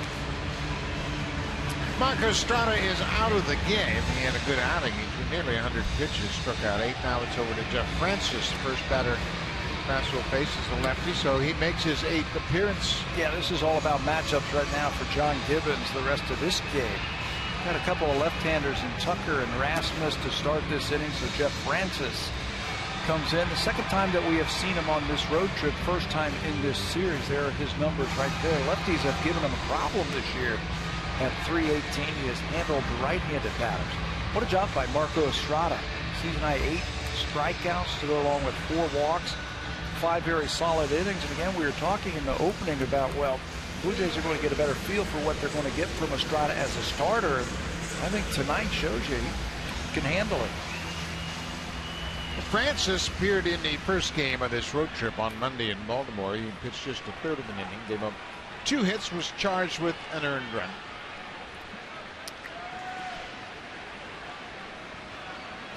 Gave up back-to-back singles to start that outing, and Chris Davis had an opposite field single to start the inning. This is Preston Tucker, the young outfielder. He's had a good series against the Blue Jays.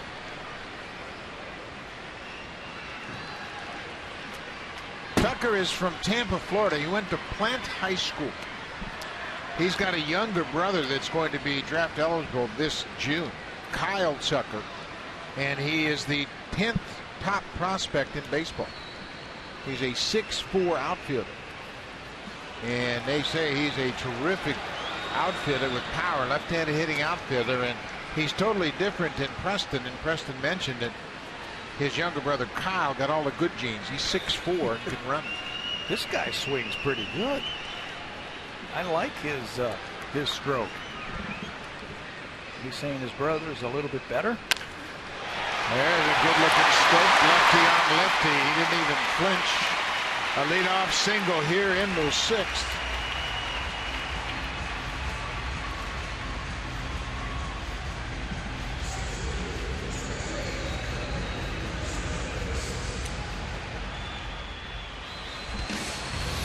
Save during the Lawn and Garden Expert Sale, only at Home Hardware and Home Hardware Building Center. Homeowners helping homeowners with expert advice. Jeff Francis gives up a leadoff single to the left-handed hitting Preston Turner. Now he's got another lefty in Colby Rasmus, and it's a foul ball off the bat of Rasmus.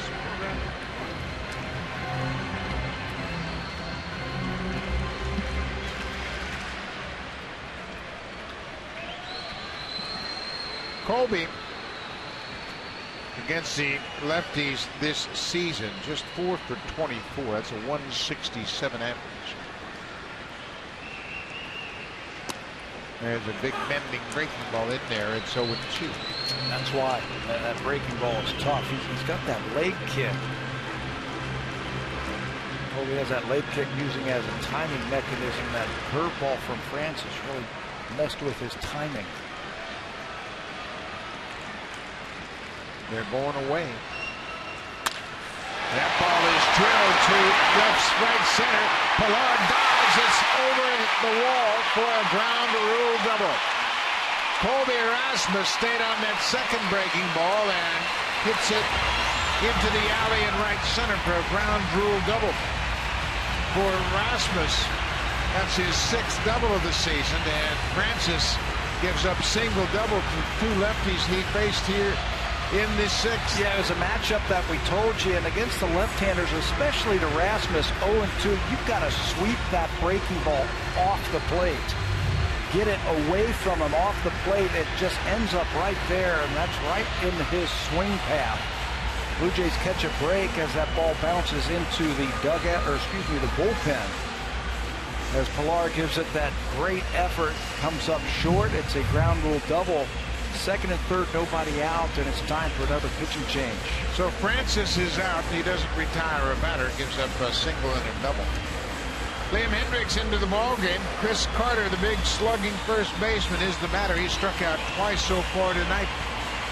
Hendricks against Carter when we come back.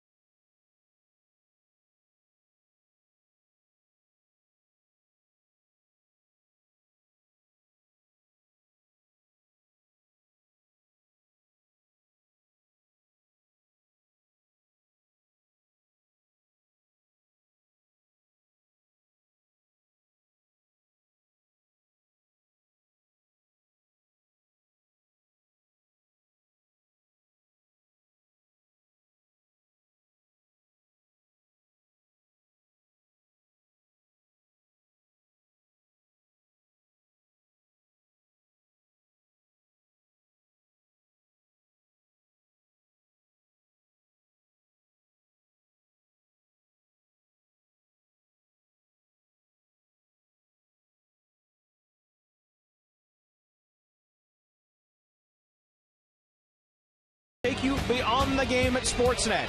Follow along on Twitter, Facebook, and Instagram using the hashtag BlueJays. Buck? Thank you very much, Barry. Blue Jays. They've sent the call out to the bullpen once again here in the 6th. Liam Hendricks, the second relief pitcher, to work this inning. Try and get that matchup. The right on the right-handers. Liam Hendricks, this is his 13th game. No record ERA under 3. He needs strikeouts, and this is the guy to do it right here. He needs a strikeout against Chris Carter. Hendricks throwing harder. Good fastball, good slider so far this season. Carter has struck out twice. Second and third. Nobody out. Carter's numbers are not impressive for lefties or righties. He's hitting a .153. But he's always dangerous. 5 home runs.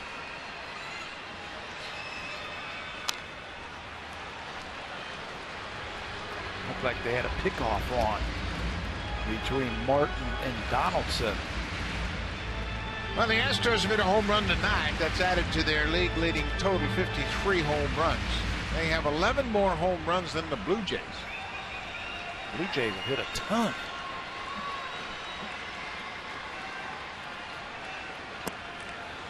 Wouldn't chase that breaking ball. He's really, Carter, not trying to move at all. He's really trying to track the ball. He's strong enough, and we've seen him hit sacrifice flies like this in this series where he just uses his arms. Strong enough to get the ball deep. He's not trying to move at all. He hits that ball and turn out to right center, and this ball is gone. A 2-strike home run for Chris Carter, and you described it perfectly. No stride, just used his hands and knocked it out of the ballpark. That's a good 2-strike approach. He didn't want to strike out, and he's plenty strong enough to drill it out of any part of this ballpark. He has proven that in the past. Another 0-2 pitch. 2 strikes that catches way too much of the plate. Up and out over the plate, and Carter puts a charge into it. No stride, just uses his hands, and 3 runs just like that on the board for the Astros. That's what the Astros do. They strike out and hit home runs. Carter had struck out in his first 2 at-bats, and here he delivers the go-ahead home run, a 3-run shot to the bullpen in right center. It just shows the maturity in the hitter like that. You could always strike him out before, but that was a good approach right there. They mentioned that Carter, coming into this game, was second in the American League in strikeouts. Marco Estrada will end up with a no decision after a good outing.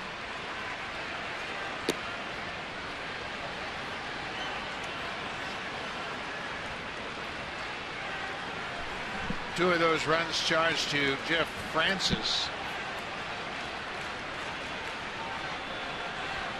Kobe Erasmus had the double. That's pulled foul.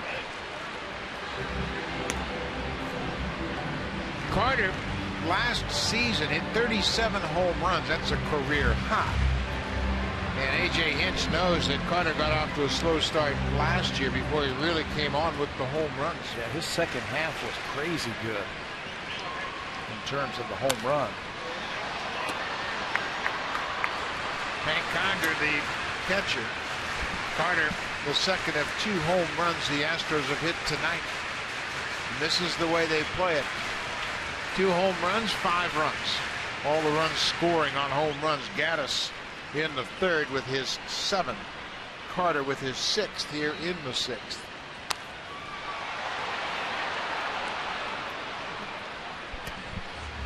The Blue Jays have lost 5 straight here in Houston. Coming into this game, they are 2-10 in this ballpark. Houston's 10-2 record. That's their best record against any opposition percentage-wise in this ballpark. That ball is hit to center field. Pilar is back. He's got room on the warning track and makes a running catch. That's the first out of the inning. Conger hit it hard. Well, they got to start getting that ball down. This team, they swing hard.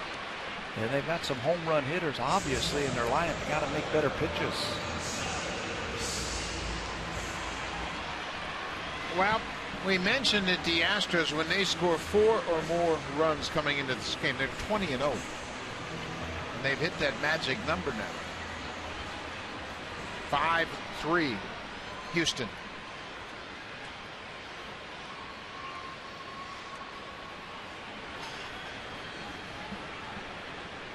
This is the shortstop, Marwin Gonzalez.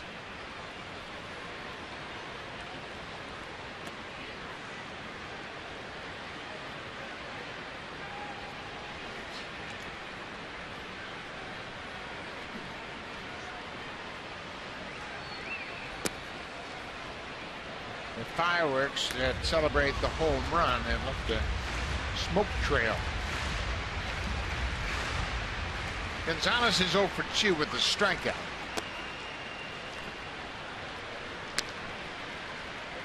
Three and 0 now. They've used a lot of fireworks here, celebrating the home runs. 2 today, 3 yesterday.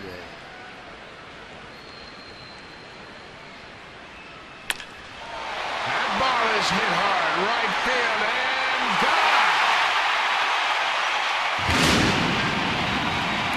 Marwin Gonzalez, his second home run, 3rd of the game for Houston.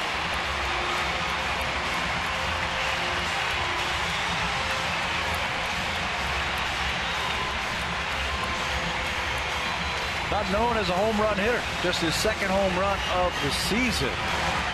But it's 3-1. You're looking to swing hard, and you're going to tee off on anything over the plate, and that ball's up and out over the plate. And Gonzalez puts that one in the bullpen. Nice catch.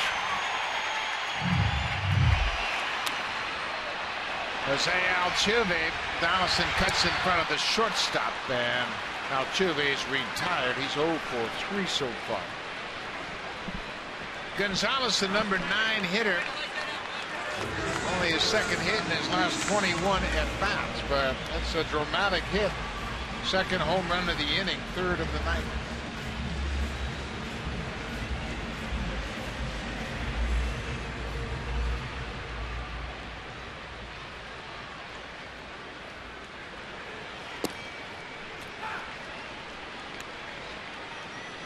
Luis Valbuena, the 3rd baseman, is 1 for 3 so far in this game.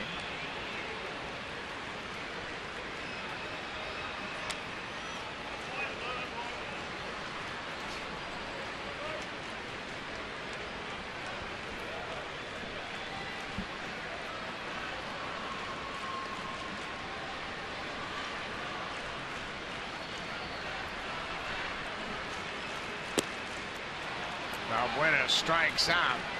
Disappointing inning for the Blue Jays. The Astros score 4 runs on 4 hits, 2 home runs in the inning, and they have taken the lead. Chris Carter with a 3-run shot.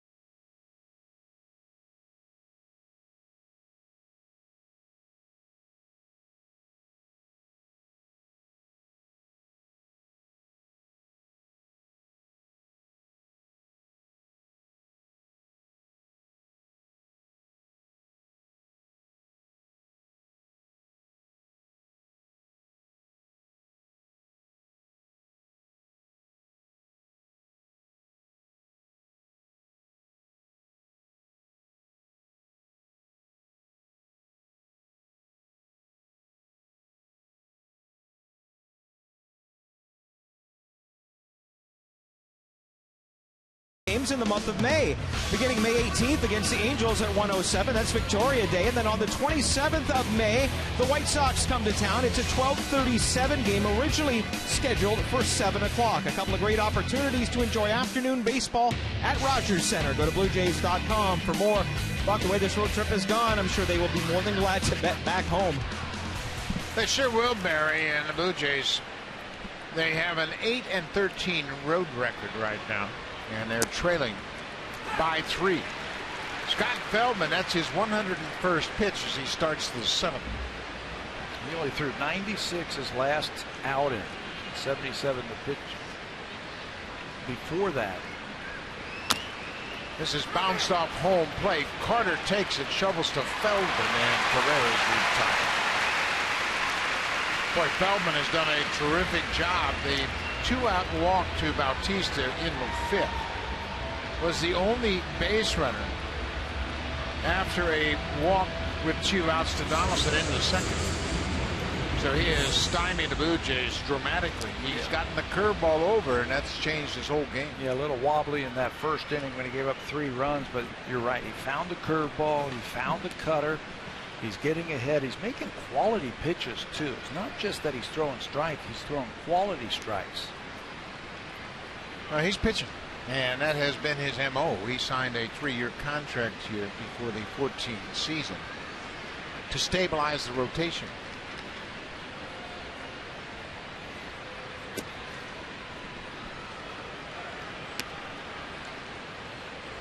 Baseball as an industry has steadfastly stayed with that 100 pitch count limit. I mean, it's universal. Look at the average number of pitches per starter in baseball. It's 100, and everybody has fallen into it. My question is, when did they arrive at that number? And it's not doing any good. Why that number? Why 100? It's an arbitrary number in my mind. There's no hard and fast evidence that suggests it's the right thing to do, and pitchers are going down in record numbers. Yeah. And you and I talk to baseball people all over. Why can't it be 115? Or why can't it be 120? There's a base hit for Ryan Goins. He sneaks one through the right side into right. A 1-out single. That'll turn the lineup over. Nobody wants to see pitchers pitching when they're tired or worn out, but I think a pitch count is different from pitcher to pitcher, from game to game. You just never know. Sometimes you go out there and you feel great. You've played, when you play 15 innings, you don't feel bad at all. You can play 6 innings and feel terrible. And I think what you said about the type of pitcher, Feldman's a big guy, 6'7", about 220. And he can handle the workload of 110, 120 pitches. And I think they're going to let him do it. This is Devin Travis, the leadoff man.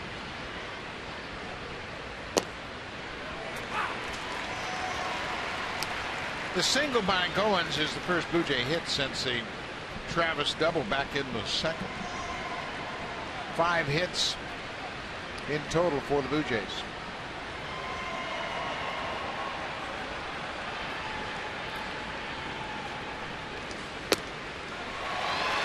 Boy, that is a tantalizing pitch outside, and it looks so inviting. Looks like a fastball in the outside corner, and it cuts right at the last second. And now Devis got some work to do. Down 0-2.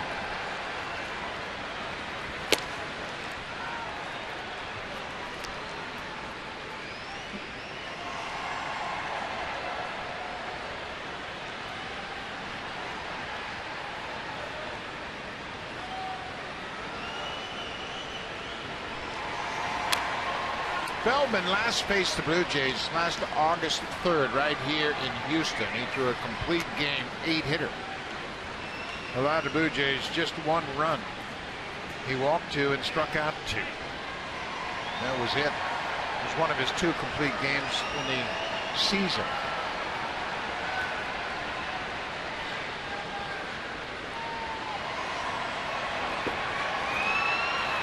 That was the 4th game of a 4-game series. The Blue Jays won the opener on July 31st and then lost the next 3, and that's why they're in the position they are in right now. They've lost 5 straight.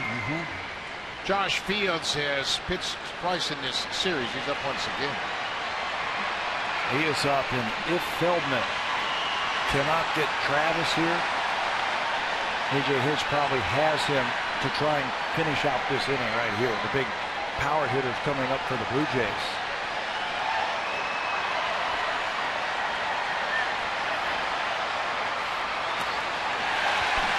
Travis strikes out.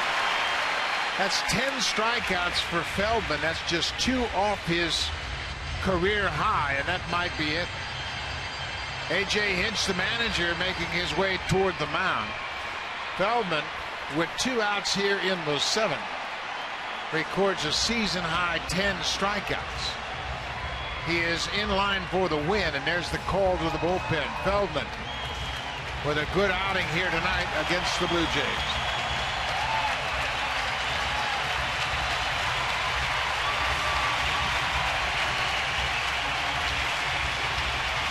Strikeouts for Feldman. That's a season high. He'll turn it over to a very effective bullpen. Josh Fields will be the first out of their pen. He'll face Donaldson when we come back.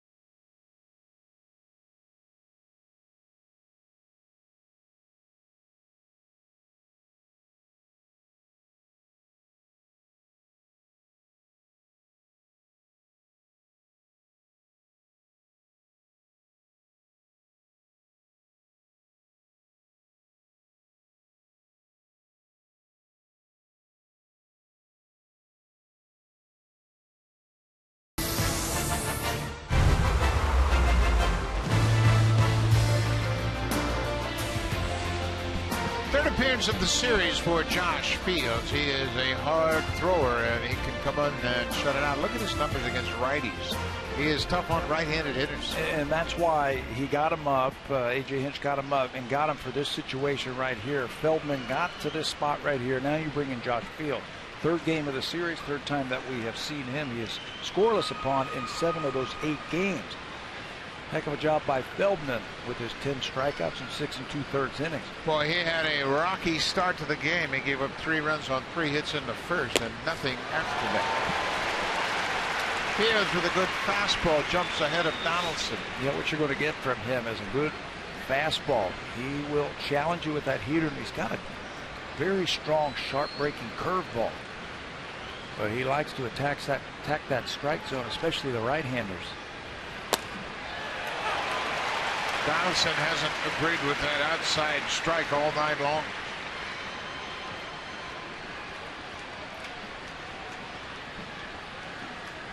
The Astros bullpen ERA has slipped under 2 after last night's game.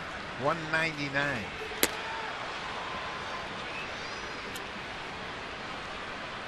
What a turnaround for this ball club. One of the biggest improvements in bullpen in all of baseball. That's what the winter meetings was all about for them. They went down there and they said, we got to sign some veterans to close out some games for us. Off the plate. There was a time where you could stay close to the Astros, get into the 7th, 8th, and 9th inning, get into that bullpen, and you had an excellent chance at winning ball games. Look at those numbers, the difference from 2014 to 15. Dramatic improvement. Half. Everything is half.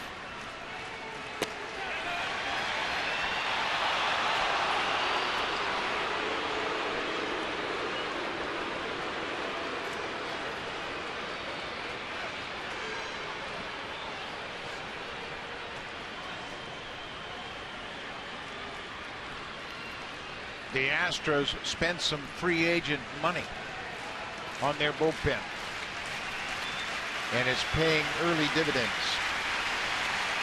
There goes Goins on the 3-2 pitch. It's ball 4.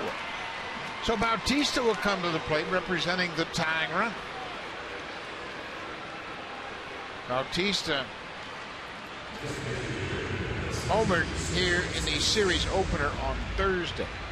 Blue Jays hit 2 home runs in that game. They've not homered since. Boy, this is right where we were in last night's ball game. The 7th inning. A big inning. And a kid named Harris came out of the bullpen for the Astros and slammed the door on the Blue Jays. Will Harris got Donaldson, Bautista, and Encarnacion in order with 2 aboard and nobody out. Bautista's been one of the best clutch hitters in baseball against the tough relievers.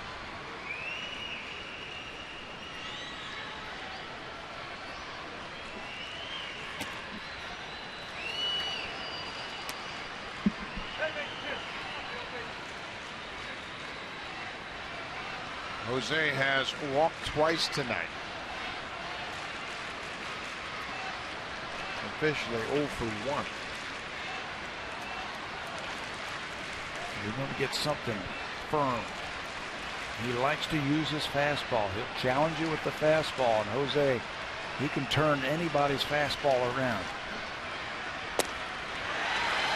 Boy, the off-speed pitch may have been a high splitter. 1-2. Goins singled. He's at second, and Donaldson had the 2-out walk. He's at first.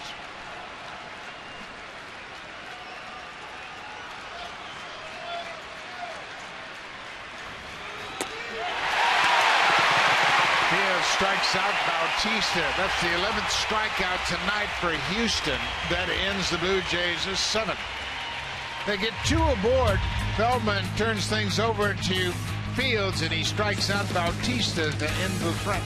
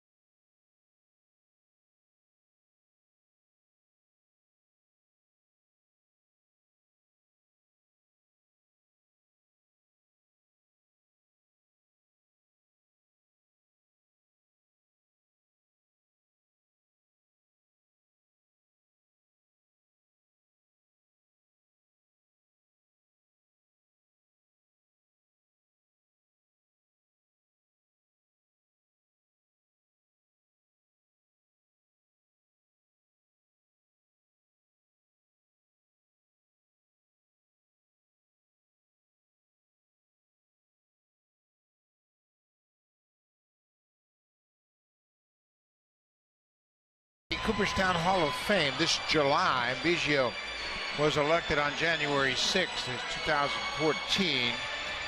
He is a terrific all-around player that put up some pretty impressive numbers. When you look at the Major League milestones of Paul Molitor, he was inducted into the Hall of Fame in Cooperstown. Ricky Henderson followed him in 2000, and Craig Biggio. And I think a lot of people might not recognize the fact that he has 3,000 hits, 291 home runs, and 414 steals. He was a terrific all-around player. The only 3 players in baseball to be able to say that they could do that. July 26th, he'll be inducted into the Hall of Fame. 20 years, all with the Astros, and he'll be the first Astro to go into the Hall of Fame. Here are the 3,000 hit club. He did that in 2007. First one as an Astro, 3,060 base hits. That's amazing. Well, and he also played catcher, second baseman, and center fielder. That was a terrific career and well-deserved induction into the Hall of Fame. That'll take place in July. Well, the Blue Jays getting more bad news. Devin Travis is out of the game. He took an awkward swing, striking out in the 7th inning.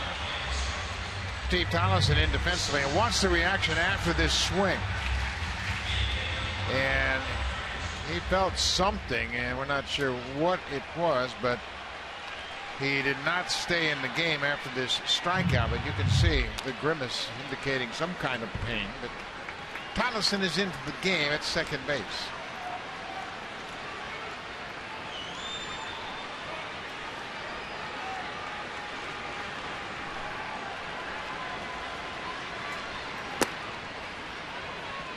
This is George Springer, the number 3 hitter.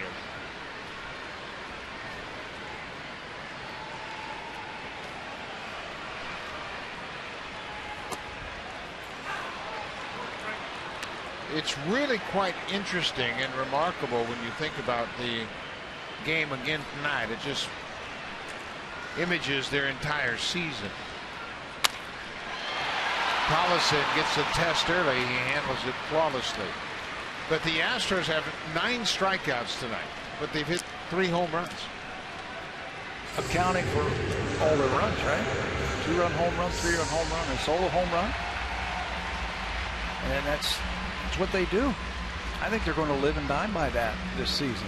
Well, they have some help coming in the rotation. Lance McCullers will start here on Monday. They have already made that announcement. He is a young 21-year-old. He's the son of Lance McCullers, who came to the big leagues with the Padres. And he is a youngster that has made some quick strides through the minor league system. McCullers will be 21 years, 228 days old. He'll be the youngest Astro to debut since Jose Altuve debuted in July of 2011. Yeah, he was 21, right, when he came up? 21 and 75 days old. You can't keep talent down, can you? No, especially when you have focused your entire mindset toward farm system and development. You've got to stay the path, and when those players are ready, as this team is ready now, you can bring them up and plug them in. McCullers was the 41st pick in the draft. Gaddis strikes out. That's 10 even strikeouts now for the Astros. The bullpen has been roughed up. 6th inning, they gave up 4 runs, and on the road trip, it's been a similar story. Current road trip, they pitched a total of 15 innings. They've allowed 11 earned runs on 14 hits and given up 5 home runs. Yeah, 4 of those runs in this 4-run 7th inning to lose the first game here on Thursday. And then 4 runs here tonight in the 6th inning.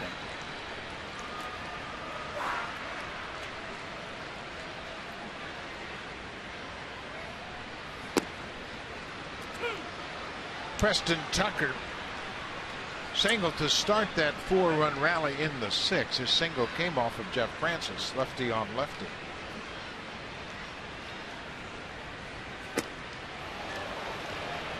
Couple of strikeouts in the inning. The Astros go quietly in their half of the 7th. We're headed to the 8th. The Blue Jays are down by 3.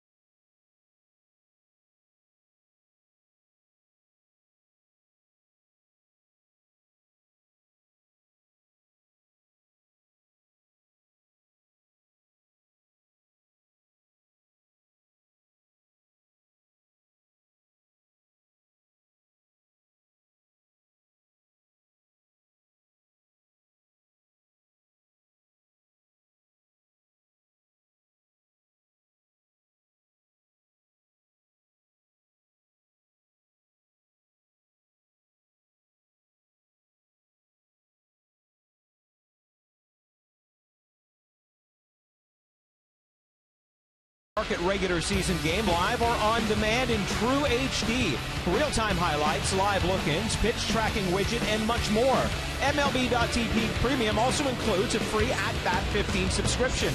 Watch baseball at home, at the office, or on the go. Season-long subscription packages are available. Visit BlueJays.com for more details. Buck? Thank you very much, Barry. And the Blue Jays will face another reliever. This is the first time we've seen Tony Sipp in this series.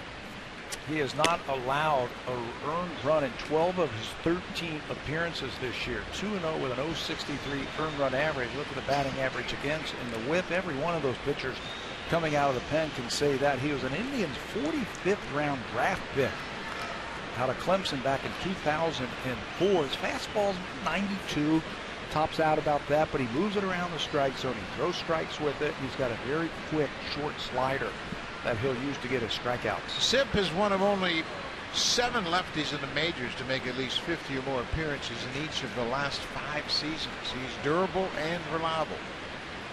It'll be Martin Smoke and Colabello.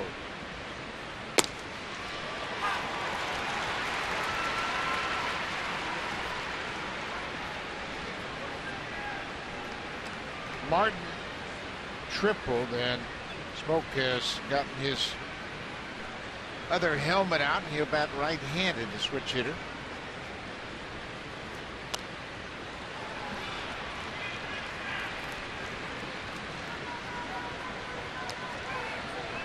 Russell Martin had a 2-run triple in the first.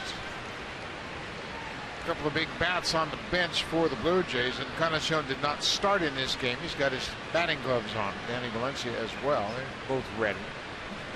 And right now it's Sipp's inning because there's nobody warming up. It's his inning to finish it right here, so you got to figure you're going to see one of those guys. Martin chases one off the plate and strikes out.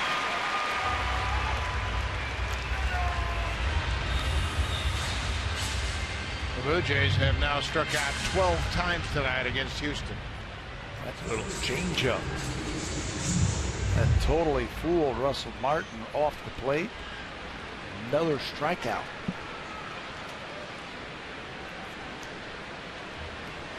That turned me over changeup effective. Now Smoke will turn around and bat right-handed.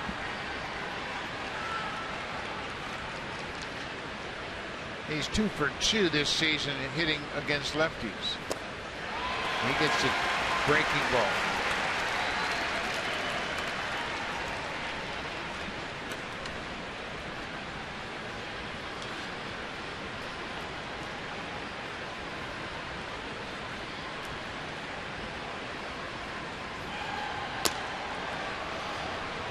Sipp is now 31 years old.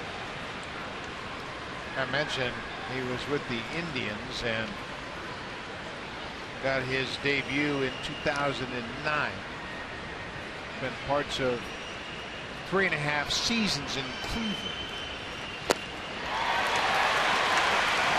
This is his second year with the Astros, and he is an integral part of that bullpen. They've got 2 lefties down there in Tony Sipp and Joe Thatcher. Carrying 9 relievers again. Carry it through the end of this series, and then they'll make a roster move to get, you mentioned the colors, to pitch on Monday. Now, this bullpen has been sensational this year. You mentioned their earned run average of 199. That's second in relief earned run average in the American League. Brent Strom, the pitching coach, very pleased with the way this bullpen has come together.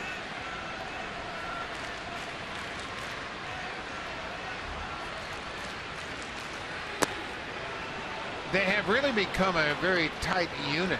They have a little competition down there where they all have to put into a pool if they allow inherited runners to score. Just a little friendly competition.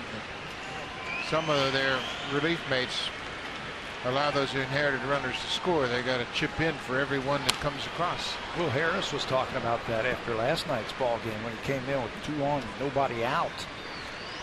He said that's our little pet peeve down in the bullpen. We want to keep those runners off the board, and he did. So did Josh Fields last inning. Fields came in with a runner on and got Donaldson got a walk, and then he struck out Bautista to end the inning.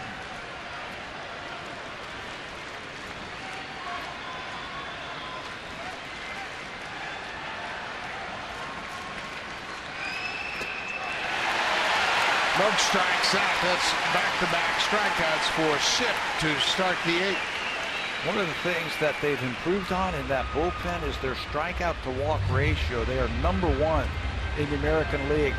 5 strikeouts to 1 walk. And that's that off-speed pitch again that Justin Smoak just cannot lay off of, and he strikes out. All but one of the strikeouts tonight swinging.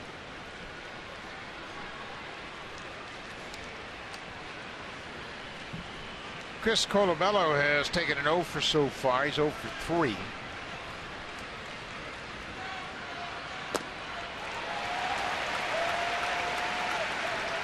Blue Jays scored 3 runs on 3 hits in the first, and they have 2 hits the rest of the way.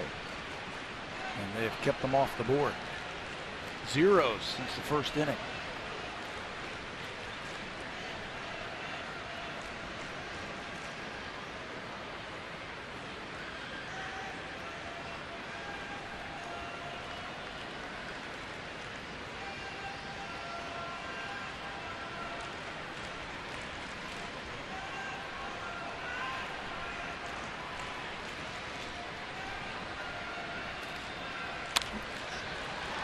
That's a pop into the seats down the right field foul line.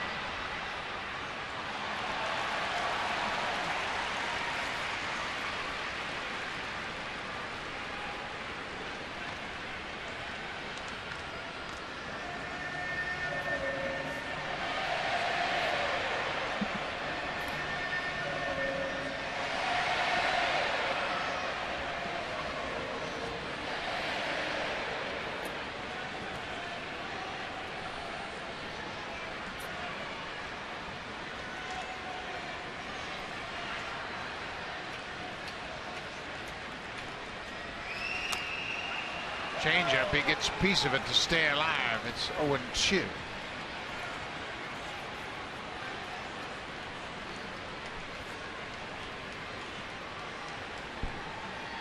The Blue Jays have struck out 13 times tonight. Their season high is 14. That came against the Red Sox at Fenway back in April 27th. They had 14 strikeouts.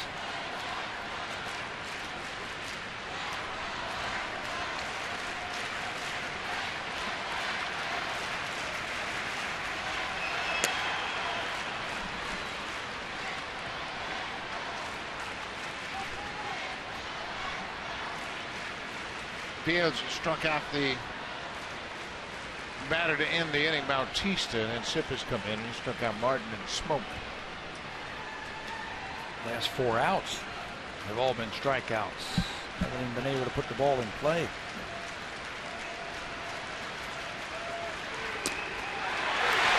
Called strike 3. Colabello takes strike 3. Tony Sip comes out of the Astros bullpen and strikes out the side. We'll go to the bottom of the 8th. Houston with a 3-run lead. Now it's time for a Blue Jays Central update. Here's Jamie Campbell and Greg Zorn.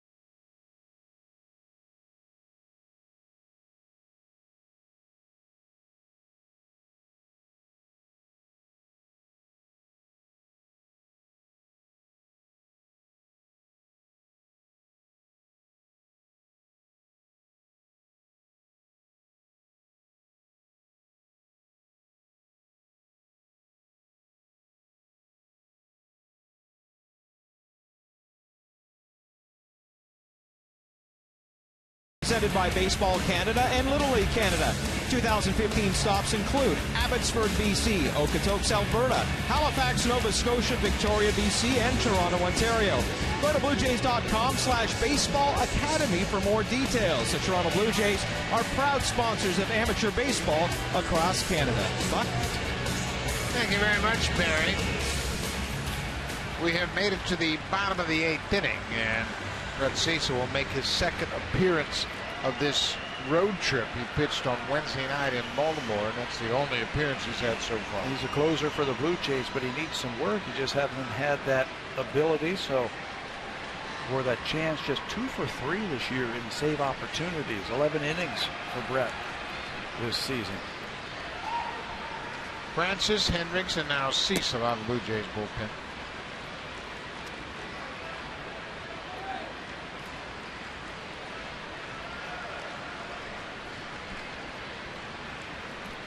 Colby Rasmus had a double off of Jeff Francis into 6th. That knocked Francis out of the game and certainly helped key the 4-run inning.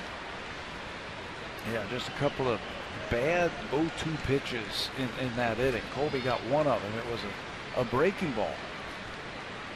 Caught way too much of the plate, and he hasn't had a lot of success against left-handers this year. Rasmus got 2 hits now. He stayed on that pitch down and away and stroked it into left field.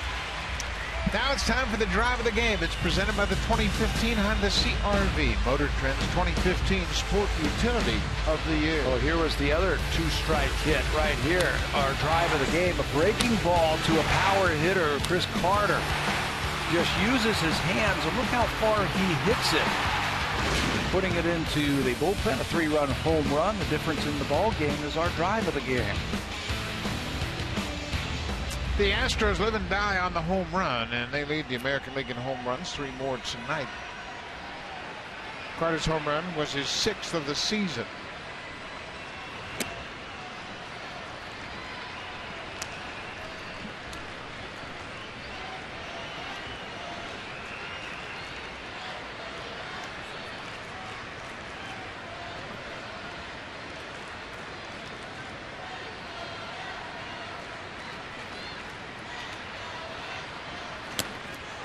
That's off Russell Martin's glove. That'll go back to the screen. Rasmus will go to 2nd. That is just uncalled for. No runner at second base right there. Looked like Russell got crossed up on that pitch from Brett Cecil. It's a pass ball charged to Martin. You can see he's expecting a breaking ball and has one go off his glove.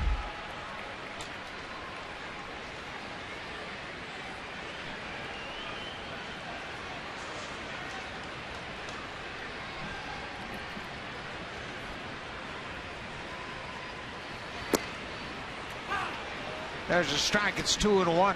If indeed he was crossed up, it's really unusual this late in the season. You'd have communication problems over signs. There was no runner at second base. No.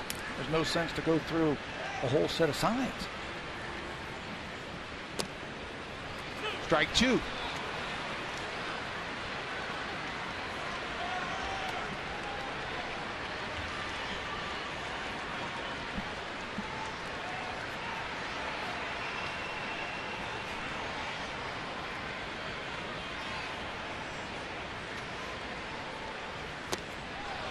Carter strikes out. He strikes out 3 times, but he had the big blow in the ball game, a 3-run home run in the 6th. And if you're A.J. Hinch, you'll take it, right? 3 punch outs and a 3-run homer.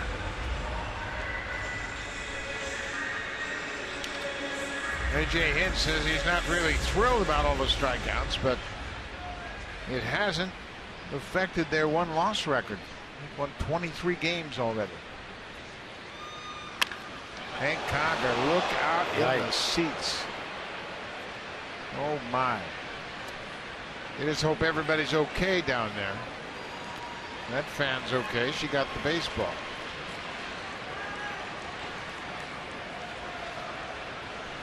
Yeah, she's checking with the rest of the crowd around, make sure nobody got hurt. 1 out, man at second is Colby Rasmus.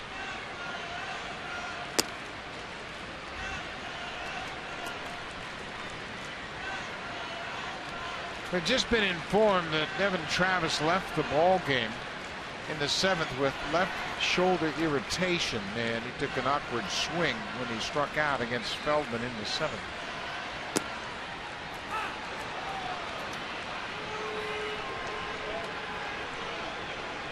That's not good. No, it sure isn't, and obviously he has been out there a lot, but that's not good news for John Gibbons, and there hasn't been much good news on this road trip. No, on this road trip, and it just keeps getting worse. The Blue Jays are 1-4 on this road trip. They're in danger of losing their 6th straight game here at Houston. They would also fall to 4 games under 500.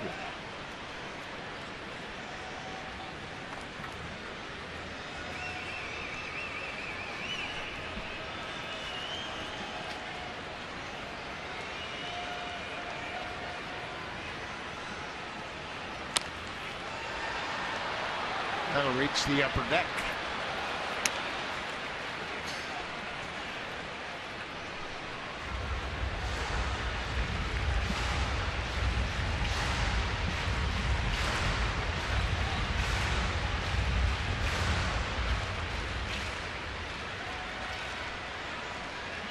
Colby Rasmus has a pair of hits tonight. He's 2 for 4. Both of his hits have come against lefties. Got a double against Francis, a single against Cecil. What, he come in with 4 hits on the season versus the left-handers?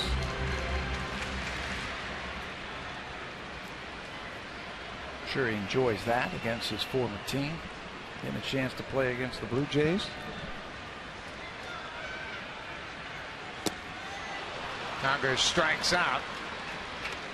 Second strikeout of the inning for Cecil. We're going to go back and look at Devin Travis's at bat in the 7th against Scott Feldman.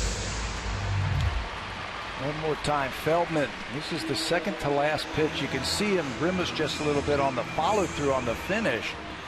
And then this is the finishing pitch right here. You can see he's feeling something in that left shoulder. And he left the ball game right after that swing. So we'll find out more information and pass it along when we get it. And all we've been told is he left with left shoulder irritation. Steve Tallison came into the ball game. This is Marwin Gonzalez. He had a solo home run in the 6th, one of 2 home runs that Liam Hendricks gave up in that 6th inning.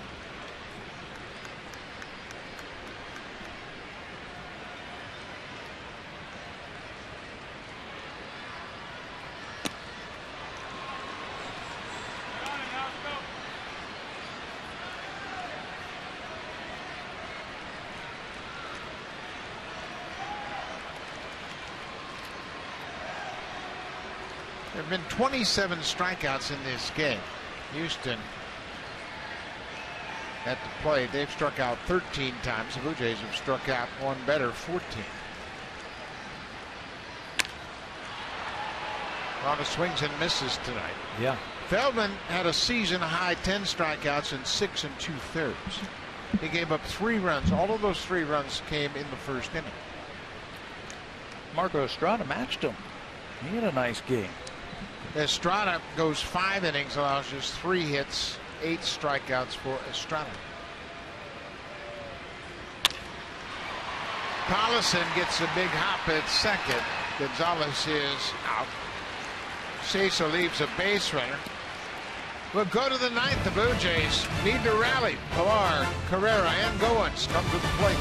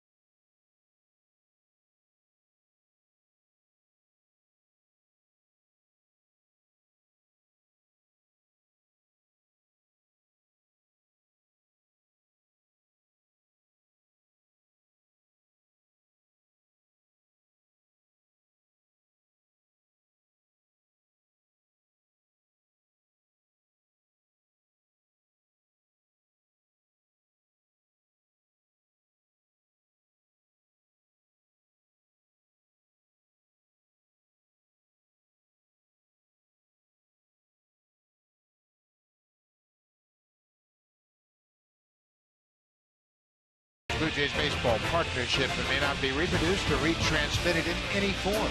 And the accounts and descriptions of this game may not be disseminated without the express written consent of Rogers Blue Jays baseball partnership. Top of the ninth inning here in Houston.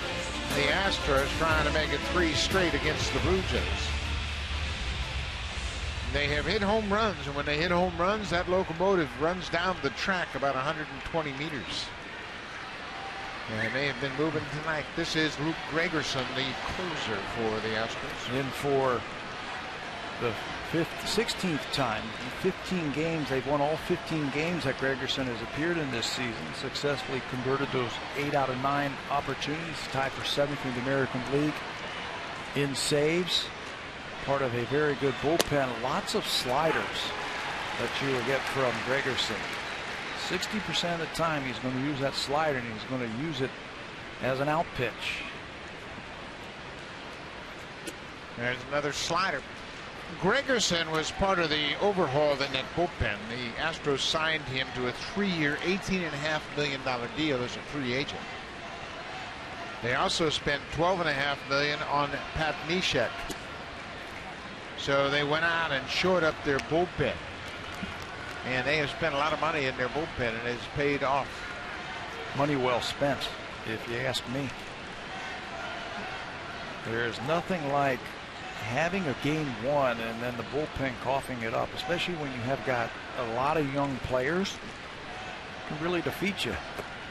There's another slider, and that misses. 3-1.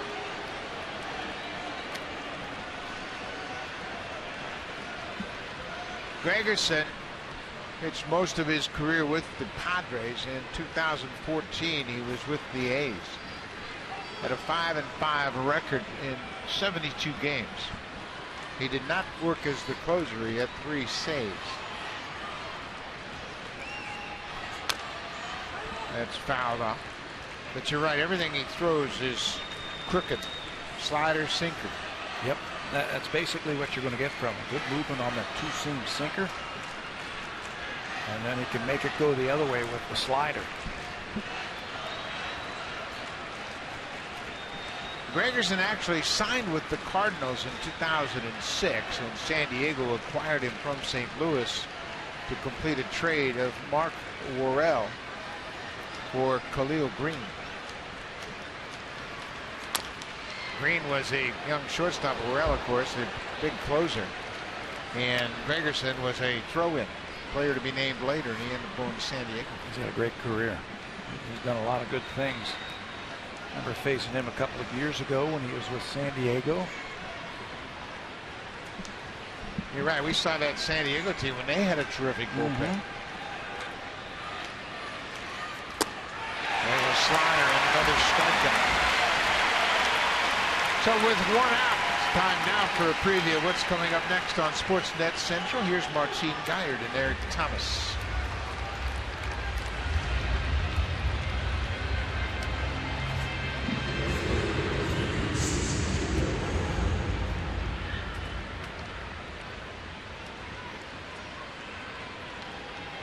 "15 strikeouts racked up by the Astros tonight. 5 in a row. The last 5 outs have been strikeouts. Fields, Sip struck out the side, and now Gregerson gets the first batter. Yeah, and everybody in the lineup has been struck out at least one time.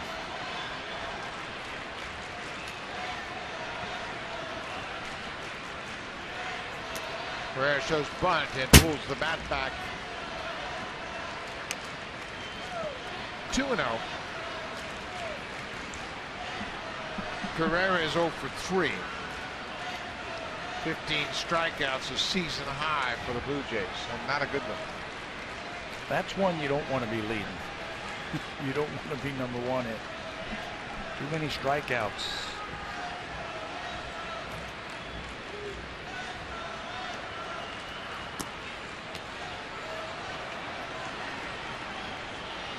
$3-0. That looked like a pretty good pitch, but Conger just missed it, and I think it surprised the umpire, but it's 3-0 to Carrera. The Blue Jays have kept Altuve quiet tonight. He is 0 for 3 with a walk, but big Chris Carter, the big blow of the night, the 3-run homer.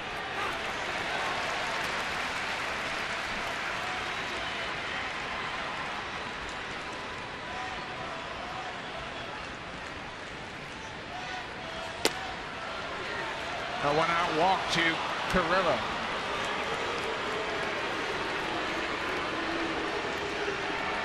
Evan Gattis had a home run as well. For Gattis, he got it started with a 2-run home run. That got the Astros to within a run.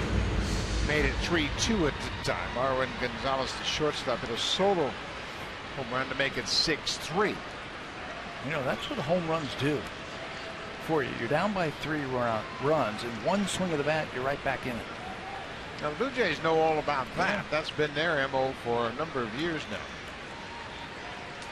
Brian Goins single to right his last time up.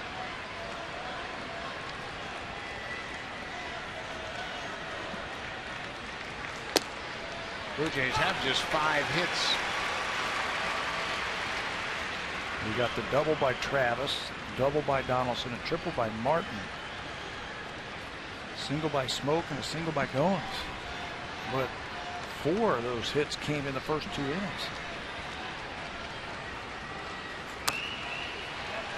The Astros have outpitched, they've out-hit, and they've out-homered the Blue Jays in the first 3 games of this series. And they are looking at improving to 24-13.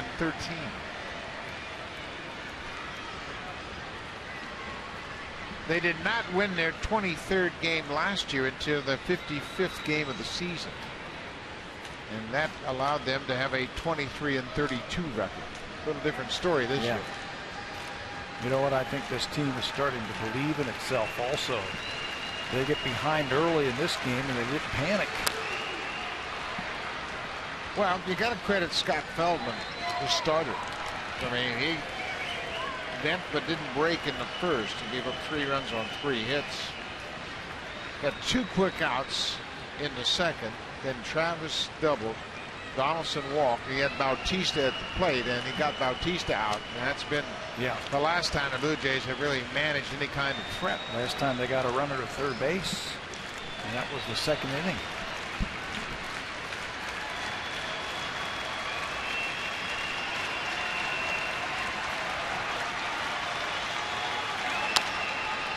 Just foul outside of first. Carter was holding the runner on. He was standing right there at the bag, and it was past him, but into foul ground.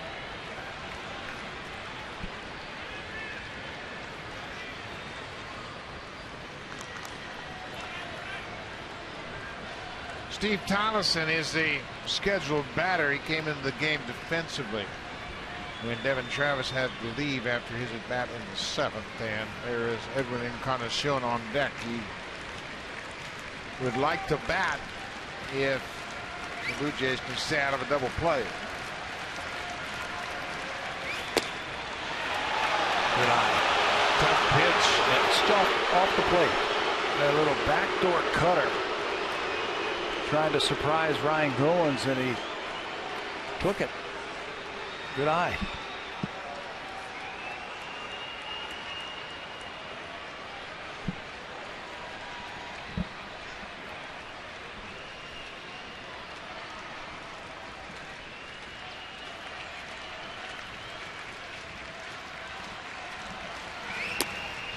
Two and two now to Goins, the number 9 hitter. Blue Jays need to get a guy on to bring the tying run to the plate.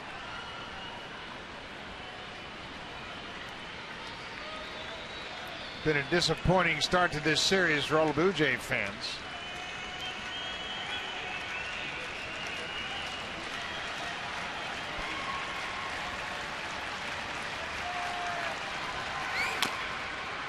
The chopper foul. Surprised they're holding the runner on, actually, with a 3-run lead and a left-handed batter at the plate, and a pitcher that throws a lot of sliders like this. I mean, he could pull one through that hole very easily and get that tying run to the plate. The runner at first base means nothing. Yeah, you're right. He could play back and have a lot more range. Yeah. All you want to do is get an out. You're getting outs right now. 2-2 pitch to Ryan Goins. Deep drive to right. Springer has got room. He's on the warning track. He'll make the catch. Herrera has to return to first, and now the Blue Jays are down to their final out. Well, he just missed that. That slider just was hanging over the middle of the plate, and he just missed it. So Edwin Encarnacion did not start this game. He comes on to bat for Steve Tollison, who had come into the game defensively for Devin Travis. The second baseman left the game with left shoulder irritation after striking out in the seventh.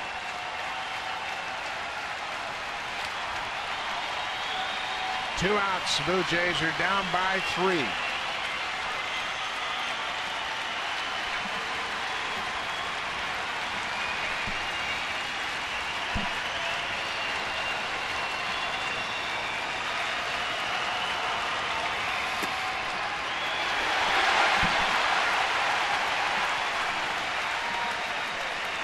Encarnacion thought that was down and away, and he let the umpire know about it. First pinch hit AB for Edwin this season.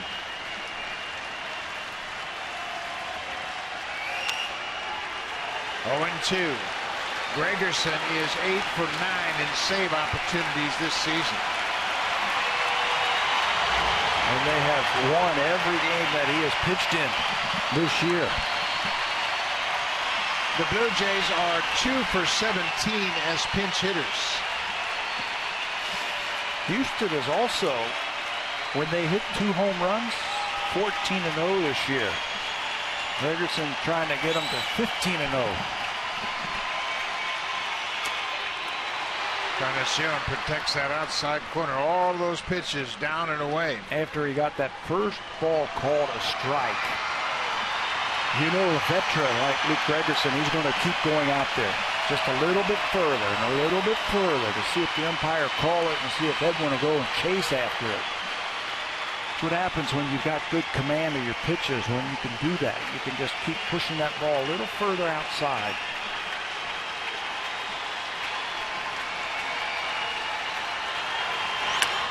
There's a deep drive to left field. Encarnacion is just homered up onto the railroad tracks.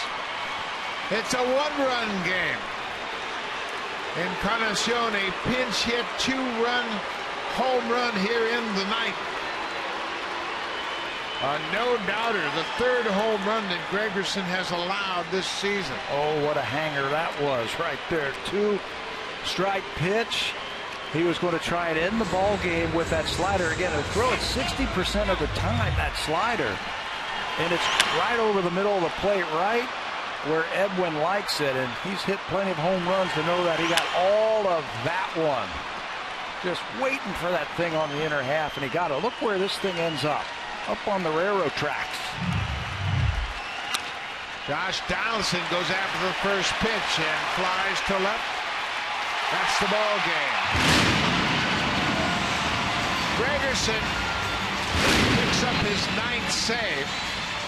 The Astros have won the first 3 games. Evan Gattis with a 2-run home run got the Astros back in it.